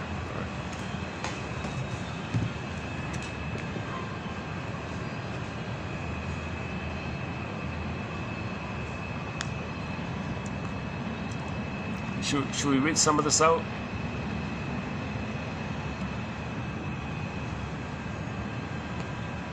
Seconds before escaping to different aisles. It hit me like a ton of bricks. I'd let another friendship slip away without even noticing. The truth is, most of us were never taught that friendship requires actual work. We grew up believing relationships would maintain themselves, like some kind of emotional perpetual motion machine. Nobody sat us down and explained that adult friendships need the same intentional care you'd give to a garden or a sourdough starter. Men often struggle more with maintaining friendships because we were taught that needing connection is somehow weak. We wait for friendship to happen to us instead of making it happen. The loneliness can sneak up on you. You're busy with work, maybe raising kids, dealing with aging parents. Friendship gets pushed to the back burner because everything else seems more urgent. I absorbed this unspoken rule that real men don't work at friendships. They just happen naturally through shared activities, work, sports, whatever. My weekly poker game with 4 longtime friends? For years, I told myself it was about the cards. Took me forever to admit what it really was, our way of giving ourselves permission to connect. The poker was just an excuse to show up for each other. Friendship is essential for our well-being. Farley Ledgerwood. TQ 3209. I didn't read the whole thing. Let's try another one. Hang on. Let's read out 32. Yeah, okay, let's see if we can get the birth trauma one again.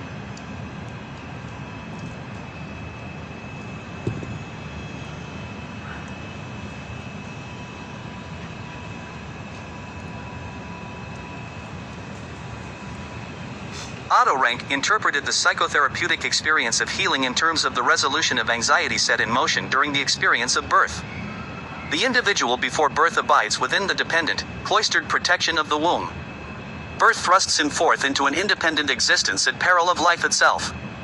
The experience of anxiety set in motion may take the form of a neurotic reproduction of the birth trauma itself.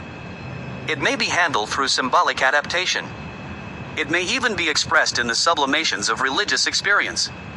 Concerning this, Rank says, every form of religion tends ultimately to the creation of a succoring and protecting primal being to whose bosom one can flee away from all troubles and dangers and to whom one finally returns in a future life which is a faithful, although sublimated, image of the once lost paradise. The birth fear before the trauma of birth is transmuted into a death fear after birth, which he calls an undifferentiated feeling of insecurity on the part of the individual, which might then better be called fear of life. Rank likened the therapeutic experience to a birth process in which the individual was born out of death fears into the affirmation of life. Neurosis is an individual attempt at healing against this fear. The neurotic is the man whom extreme fear keeps from paying the price of death as a basis for life, and who accordingly seeks in his own way to buy himself free from his guilt. His self-punishment is really an attempt at self-atonement. Spiritual experience consists in dying as a way to life in the inner sense of the word. Rank likened this dying and rising to birth into life out of death. He used end-setting techniques with his patients when their time of fulfillment would come. Rank reaffirms the importance of a spiritual rebirth of life.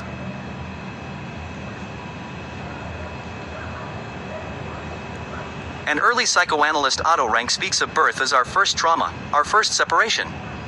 In a very sudden event, we are separated from our mother. This is the original source of anxiety, he says. The fear in birth, which we have designated as the fear of life, seems to me actually the fear of having to live as an isolated individual.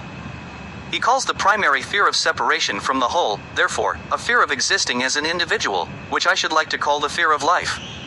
Rank, quite unintentionally, observed in the treatment of patients that often the patient repeats, biologically, as it were, his own birth for the most part in all its details.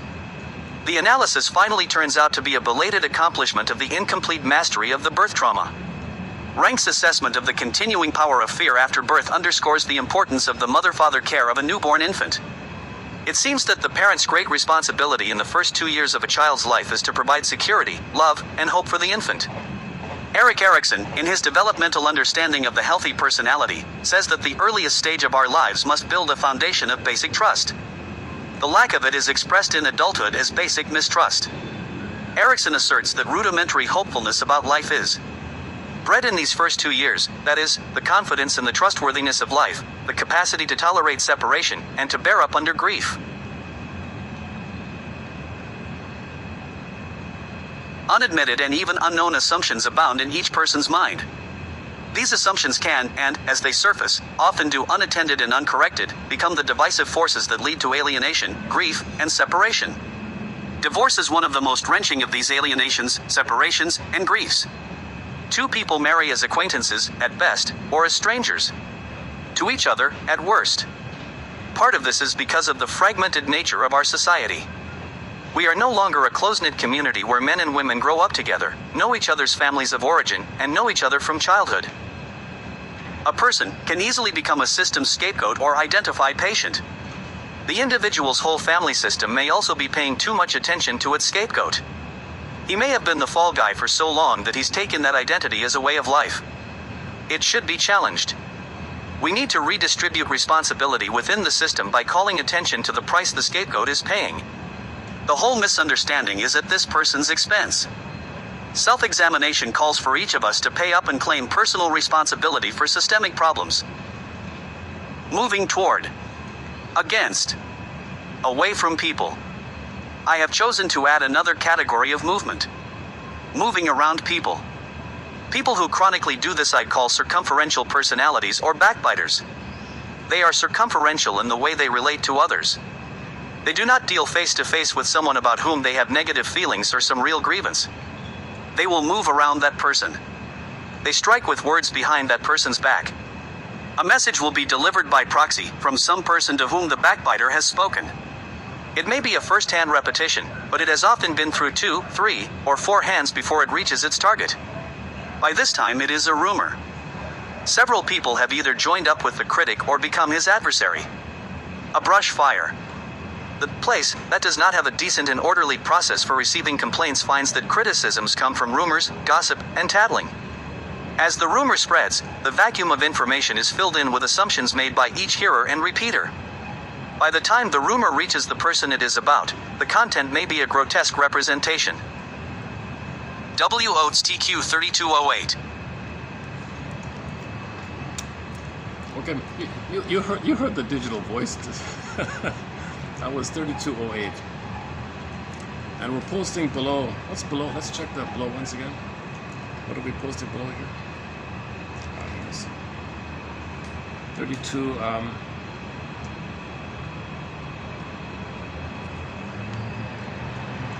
We posted 3201, right? Already? 3202. So 3203, right? Oh, okay. So I discussed this at length already in preview mode. I won't do it here. This is the one about the behaviorism. Yeah, okay. So this is a lengthy kind of a worthwhile read about. The conclusion is there is a soul, there is a self, there is a psyche. It's real, although we don't see it. So that's all about that. Yeah, Rollins 3203 below. See, without the battery, how's my battery? Let's see. 37. Okay. Oh, look at that, eh? All right.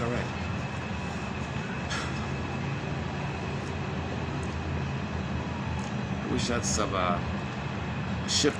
I need like a shift in topic on a lighter, fun mode. We've been talking about birth trauma for the past 3 hours.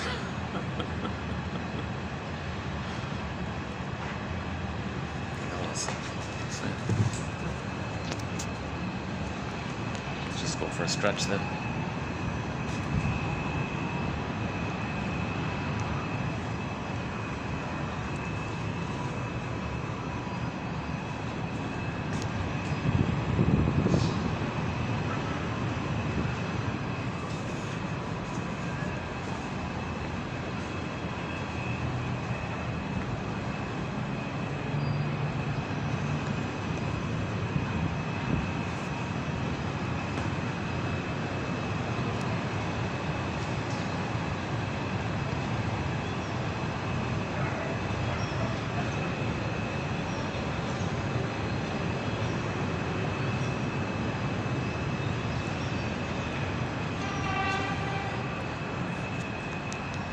So a recent quote from Mr. Ralph Waldo Emerson. We know so much about the outer. We barely know anything about our inner. But the inner, it's a whole universe. Like it's a whole universe in there, right?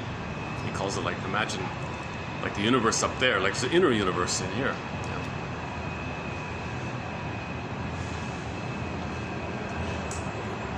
A recent quote was, "The world is a kind of spiritual kindergarten, and we're all bedazzled infants trying to spell the word love with the wrong blocks."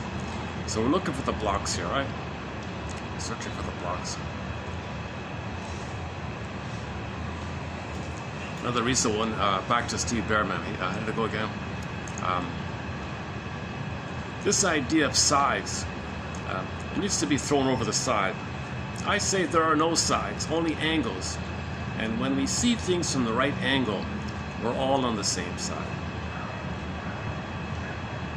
Human family, earth family. But remember, the world is a reality. We all share this one family home.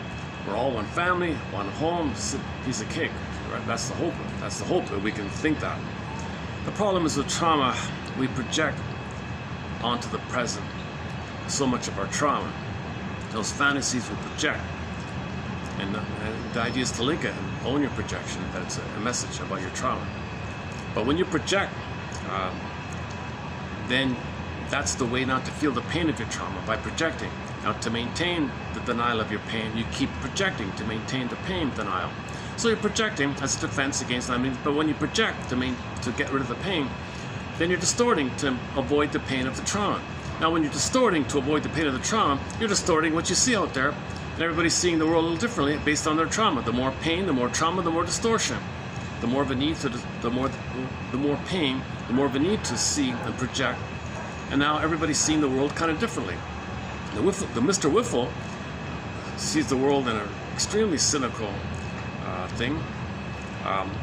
You know, it's funny, that Whiffle story, the Twilight Zone Whiffle story, it's kind of like the seed. It's kind of like the seed idea of the whole Matrix film. Him and the machine, just one. Like that's right. The Matrix, womb, mother, maternal matrix, one with the mother, one with the machine. He didn't care about others. Others should just serve him, like in that film. So that's like a mini prototype of the Matrix. But it's funny about these AI things. When I was looking up the episode, the Twilight Zone episode, the Brain Center at Whiffles, Twilight Zone Season 5, Episode 33, when I refreshed the page, it gave me a news item that there's some car company, was it BMW or something, they're going to now introduce automated robots and replace the workers. Exactly on the topic I was talking about. So if you research something, the thing searches around for news items you might be interested in. But it's happening all over the place, right? Automation.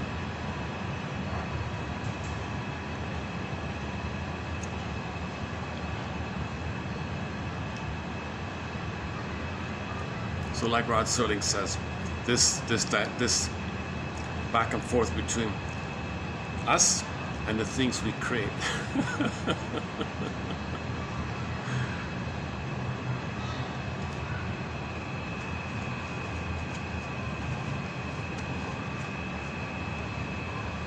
Yeah, he joked in the case of Mr. Whiffle, he lost his job, right? He lost his job of firing people or whatever.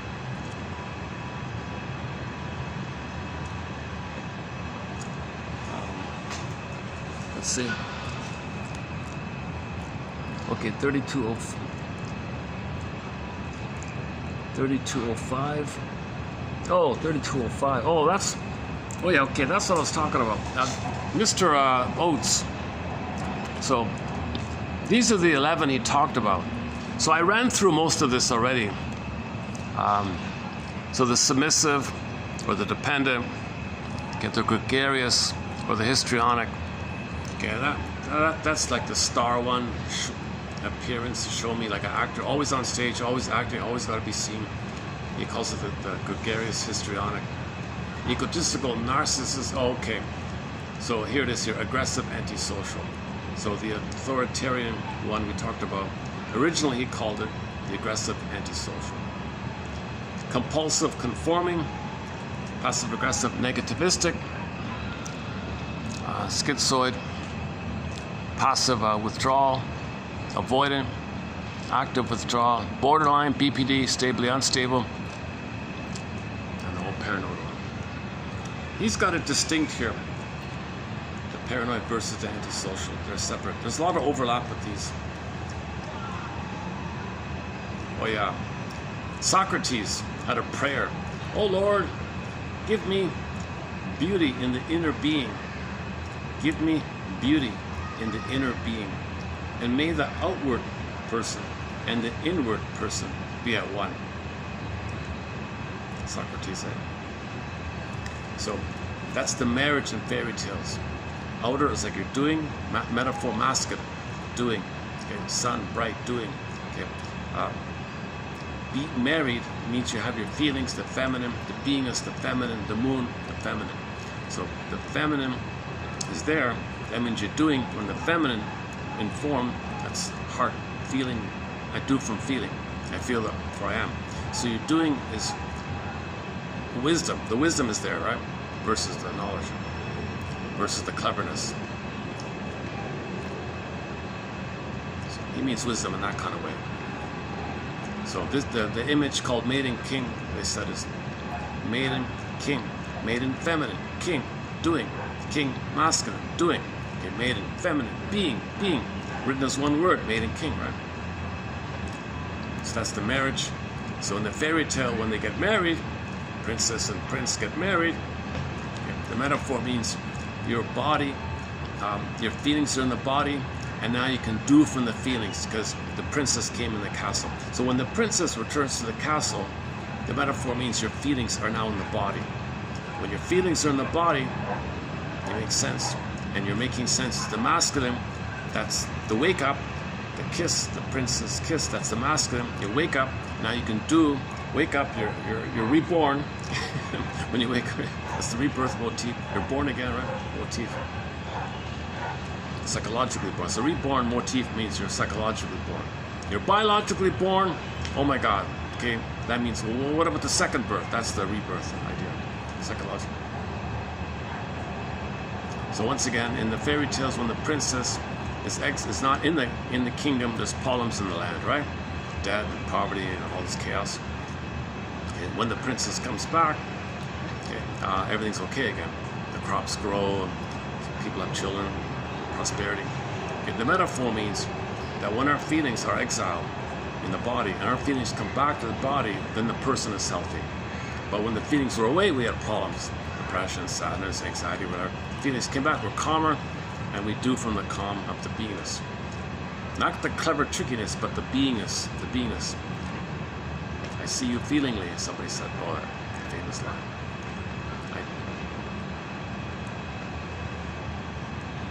Moving meditation. Oh Lord, give me beauty in the inner being, and may the outward person and the inward person be at one. So is there an inward person? A lot of people still to this day think the inward soul. You know, some people in some circles, they say literally the soul is a four-letter word. I hate to repeat it, but there's a quote there that some people in the plunder system think the soul is a four-letter word. That's the contempt and the shame that they feel, the rage and the shame for them to think that. That's a reflection, but for them to have that fantasy, that's a reflection of the inner life. That attitude is a reflection of the inner life. So somebody who says such a thing, you know, that's code for shame and rage at birth trauma, prenatal trauma, perinatal trauma, other kinds of traumas. If somebody says such a thing. Or it could be symbolized in the fairy tales or in the stories, like you said. Oh Lord, give me beauty in the inner being. That means you want to welcome the return of your feelings. You want to welcome the princess back to the castle. You want to welcome the feelings back in the body, the inner being. The inner beauty, the inner being is called the emerging self, the authentic self, the sense of self. I feel there for Anna's self. Your live and love self, the heart's in the body. Mutuality. Okay, Freud and Freude. Okay, pleasuring each other's happiness. A shared third. Oh Lord, give me beauty in the inner being, and may the outward person and the inward person be at one. See, if it's fragmented, if your inner self is detached, the metaphor is a pin in a collar, and the pin being in a collar, okay, the emotional body goes flat. Flat affect. Numbness of affect. Okay. So that means you're detached from it. Well, the symbolization of the lives of affect, the princess flew away. When the princess comes back, so sometimes the princess morphs into a bird and flies away. She comes back, morphs back, poof, princess, okay, married in the body. Okay. This affair, they're all code for trauma, psychological development, all the biological experiences of prenatal trauma, birth trauma, and the fantasies around it. Fantasies come from the memories and the needs and the hurts and the wishes and the trauma and all that stuff. Lucy Freeman has a line. Know yourself means know your unconscious fantasies. And these unconscious fantasies are created in fairy tales, myths, religious stories, and the dreams you wake up, and the things you say, and the fantasies you just freely associate with. Just the fantasies you say freely, the negative things you say freely. Like that. Those are your fantasies. That's a reflection of the trauma. All these things are a reflection of the inner, as above, so below. We don't know the blow, so we're communicating to know the blow, so we can end up feeling and process the trauma.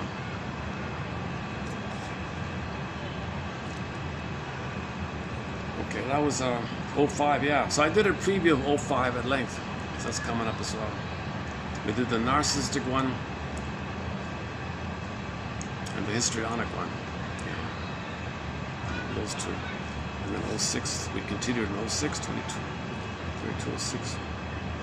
What about 04? Where's 04 here? The next one. 3204, what was that again? The next one. Oh, here's the Emerson one. The philosophy of 6,000 years does not search. The philosophy of 6,000 years has not searched the chambers and the magazines of the soul, the windmills of the mind. We've barely go it. We've barely done it. If you're not bewildered by this, he says, you're not thinking clearly. If you don't believe in an inner life, you're not thinking clearly. Like Mr. Wiffle there. Wiffle still. Mr. Brain Cancer. I looked it up. Wiffle is, there was a doctor named Mr. Wiffle, and he developed a certain technique for dealing with pancreatic cancer called the head of the pancreas cancer. I don't know. So I'm pretty sure Serling named him after this issue of some kind of inner cancer. And specifically because it said the head of the pancreas. So the head of the, like the organ for the body, maybe the head of the person's head like that. He needs a shrinker, man. This Wiffle guy needs a shrink. Like the text said, you need to examine yourself for Pete's sakes.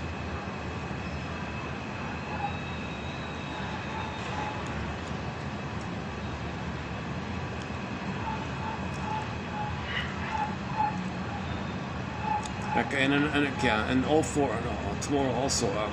So these anthologies, these battery. I should just keep that plugged in then, eh? 30%. Oh, 30. Oh, it's back to 33. Yeah. That battery's great, eh? Look at that. All right.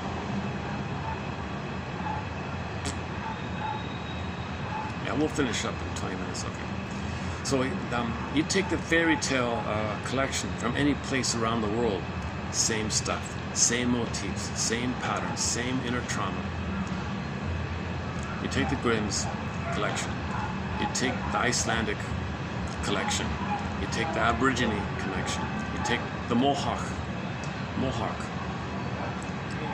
Navajo, you take any fairy tale collection from any place, anywhere, anytime, same patterns, same motifs, all humans, we're all traumatized humans, so the stories are the same. So we're the same human family, simply by those stories, number one. Yes, there's local variations like that, but the patterns are the same. But the problem is with trauma, like we said before, you project like that. Oh, that was a good quote by, Heraclides. That quote was from 3,000 years ago, Heraclides. We got a regular world that we all share. It's a reality. What a hope. What a basic hope, right? But the challenge is when we're traumatized, we're projecting and distorting, and you react to defend your projections as a defense against the pain. There's the problem. So Heraclides summarized it right there, right off the bat. That was a good quote, eh? Let's see if I can find it. What was 32? What was that? 3,200? Let's see. Maybe it was 31.99. Let's see. 32.01.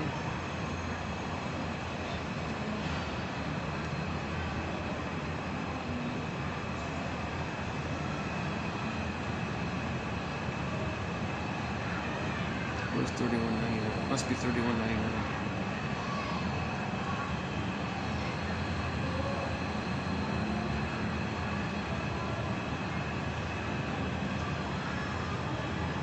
Oh, it's in one of the later. Oh no, it's in one of the other ones. Okay, it's coming up. Maybe 32.18 or something like that. 32.18.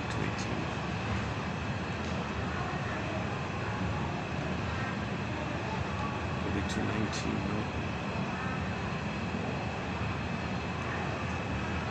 32.17 maybe. 32.16.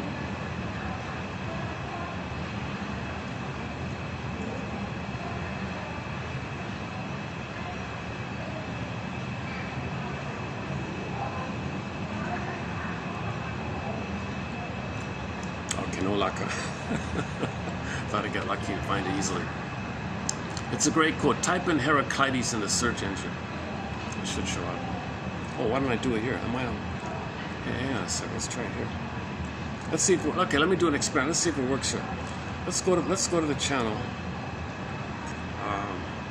and type in Heraclitus and see if it shows up. Hang on a second.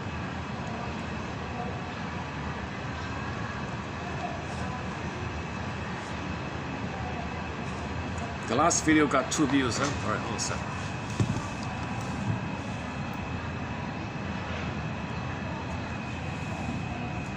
Let's see. Search channel. Okay, Heraclitus,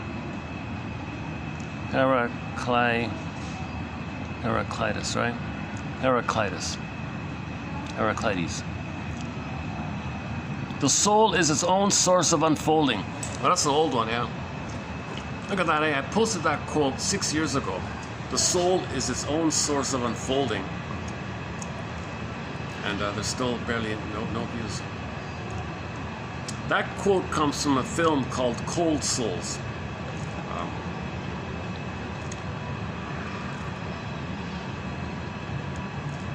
The waking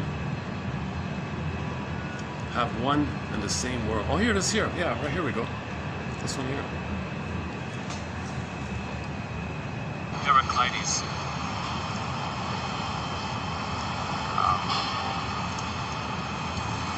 Said a long time ago, he said, quote,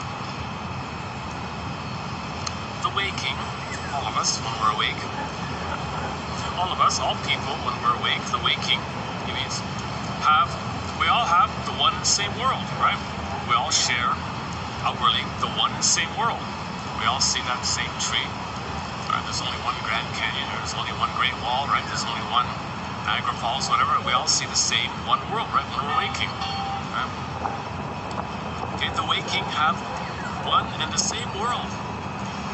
Now, when we sleep, okay, the sleeping, okay, all of us, when we're sleeping, we turn aside each into a world of their own. So when we're sleeping, we all have our own private world, our inner world, unconscious world, memories, what happened, where we grew up, what happened. All of us have our own unique kind of world like that. But when we wake up, we all share the regular one human family Earth world. One Earth, okay, the third speck of dust from the sun, the third rock from the sun, whatever. We all live on the same speck of dust. So there's only one speck of dust that we're on. We all have that one when we're awake. When we're really awake, we really see it. When we're really awake, like you're fully awake. Now notice when you sleep, we all retreat to our own little private kind of things, right? Now his point is that when there's a lot of pain there, we tend to project onto the world what's in our unconscious world. We project. That means everybody's distorting, and we're seeing things a little differently based on our trauma.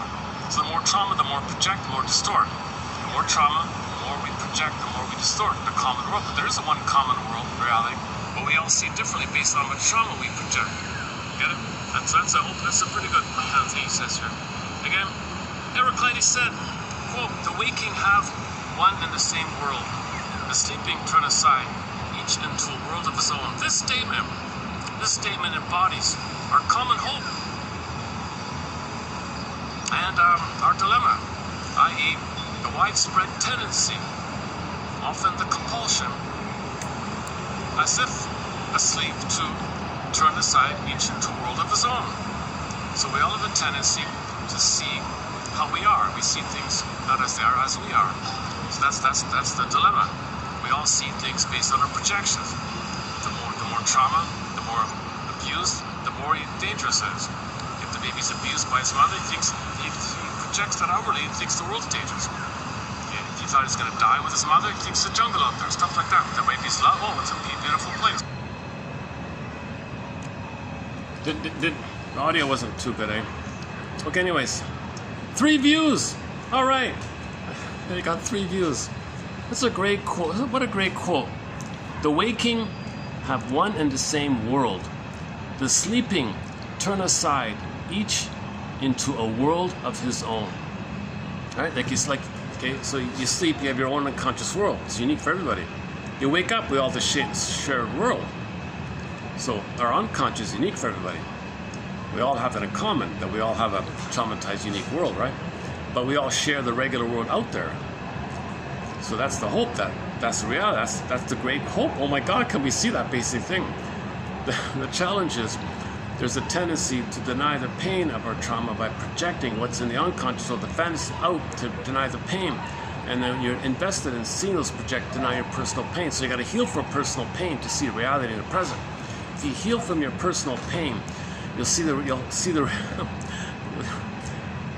it'll be heaven on earth, like they say. So heaven on earth is this shared reality.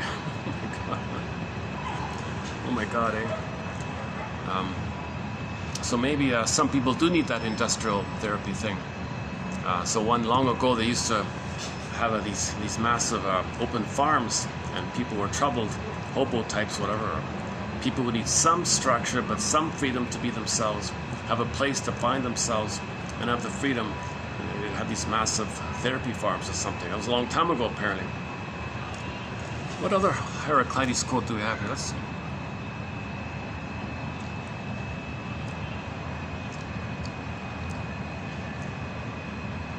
Oh, it's okay. It's not, doesn't show up. Okay, so we have at least 1, 2, 3, 4. So we got like 5 or 6 Heraclitus quotes here. Isn't he the one that says you never step into the same river twice? Is that him as well? I wonder. So the unconscious is always moving around, trying to heal. It worked, eh? Look at that. So this is a great function. This is really a key. This is really a wonderful function. If you go to this channel here, go to the search box and type in something, anything you want, you'll find quotes on that word. This is a gem of a resource. It's kind of shadow banned because it's too good.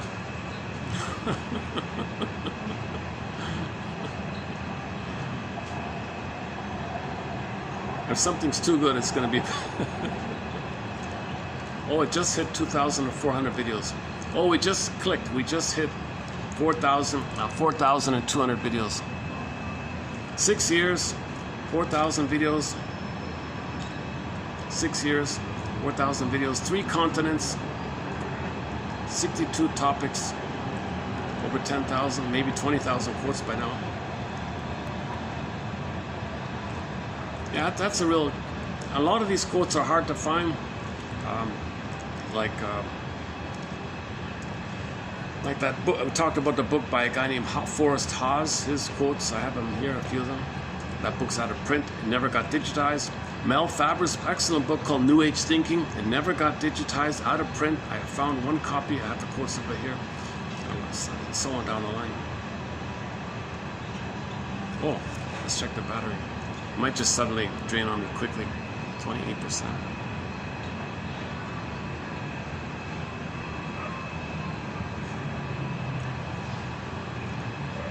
I'm surprised I'm doing okay with the, I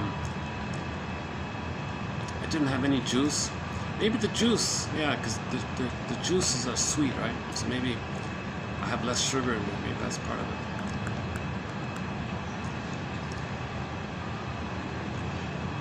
Oh, I just discovered this singer from Malaysia, yeah. What's this song here? Should we try out a new song of hers? Let's give it a try here. I have no idea what this is. Let's see.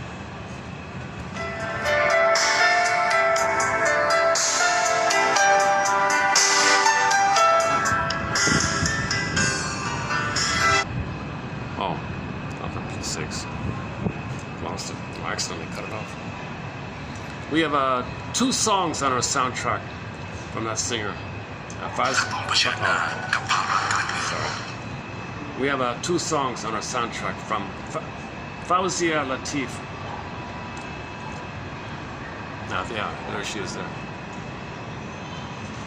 Our main musical voice is Ziana Zain, also from Malaysia. We've got 17 or 18 of her songs. An incredible singer.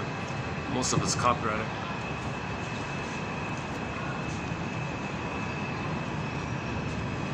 Heraclitus. I love that quote of his.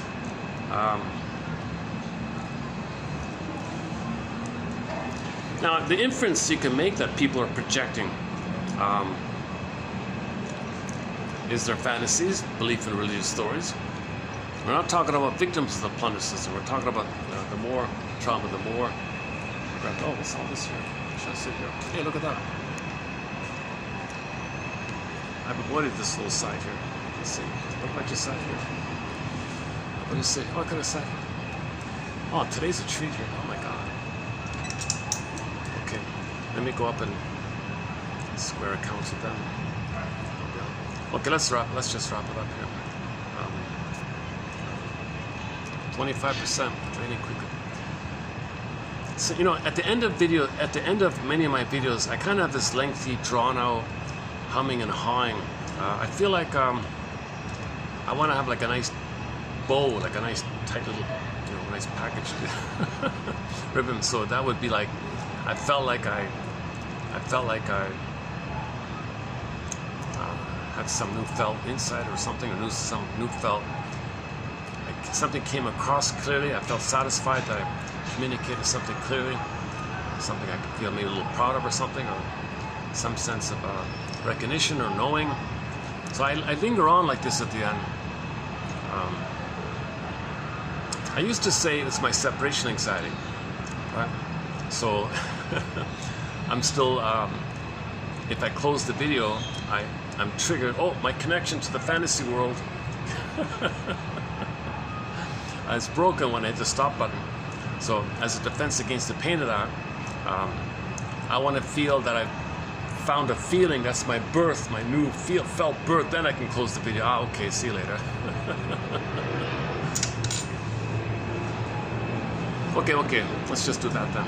Let's dig up a song, and then when the song ends, I'll hit the stop button. Okay, let's just play the Loneliness song. That way I don't have a copyright issue here. Okay, when the song ends, I'll hit the stop button for today. Submitted for your approval and consideration. Thanks very much. Where can I get a view here? It doesn't really show up through the screen, right? You don't see anything through the screen, do you?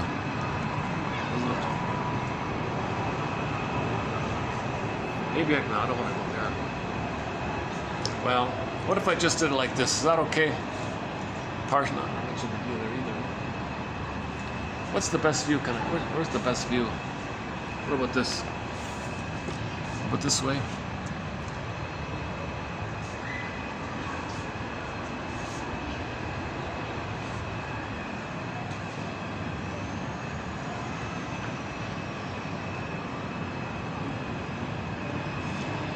All right, I'll just do it to the screen then. Okay. Metaphors be with you. May these quotes be with you. May the spirit of all these wise philosophers like Heraclitus and so many others, may we continue to find our inner beauty, and may our outer self be one in a harmonious oneness with our inner self. And I'll see you in the next video. Thanks very much.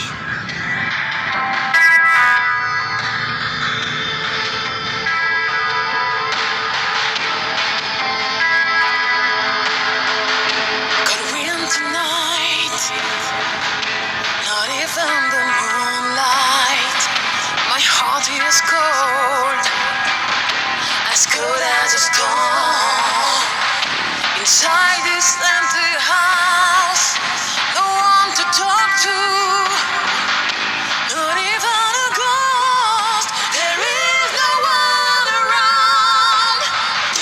The walls around me, you're gone for good this time, but I still can hear your steps around. I try so hard to forget your presence. Long and lonely nights seems to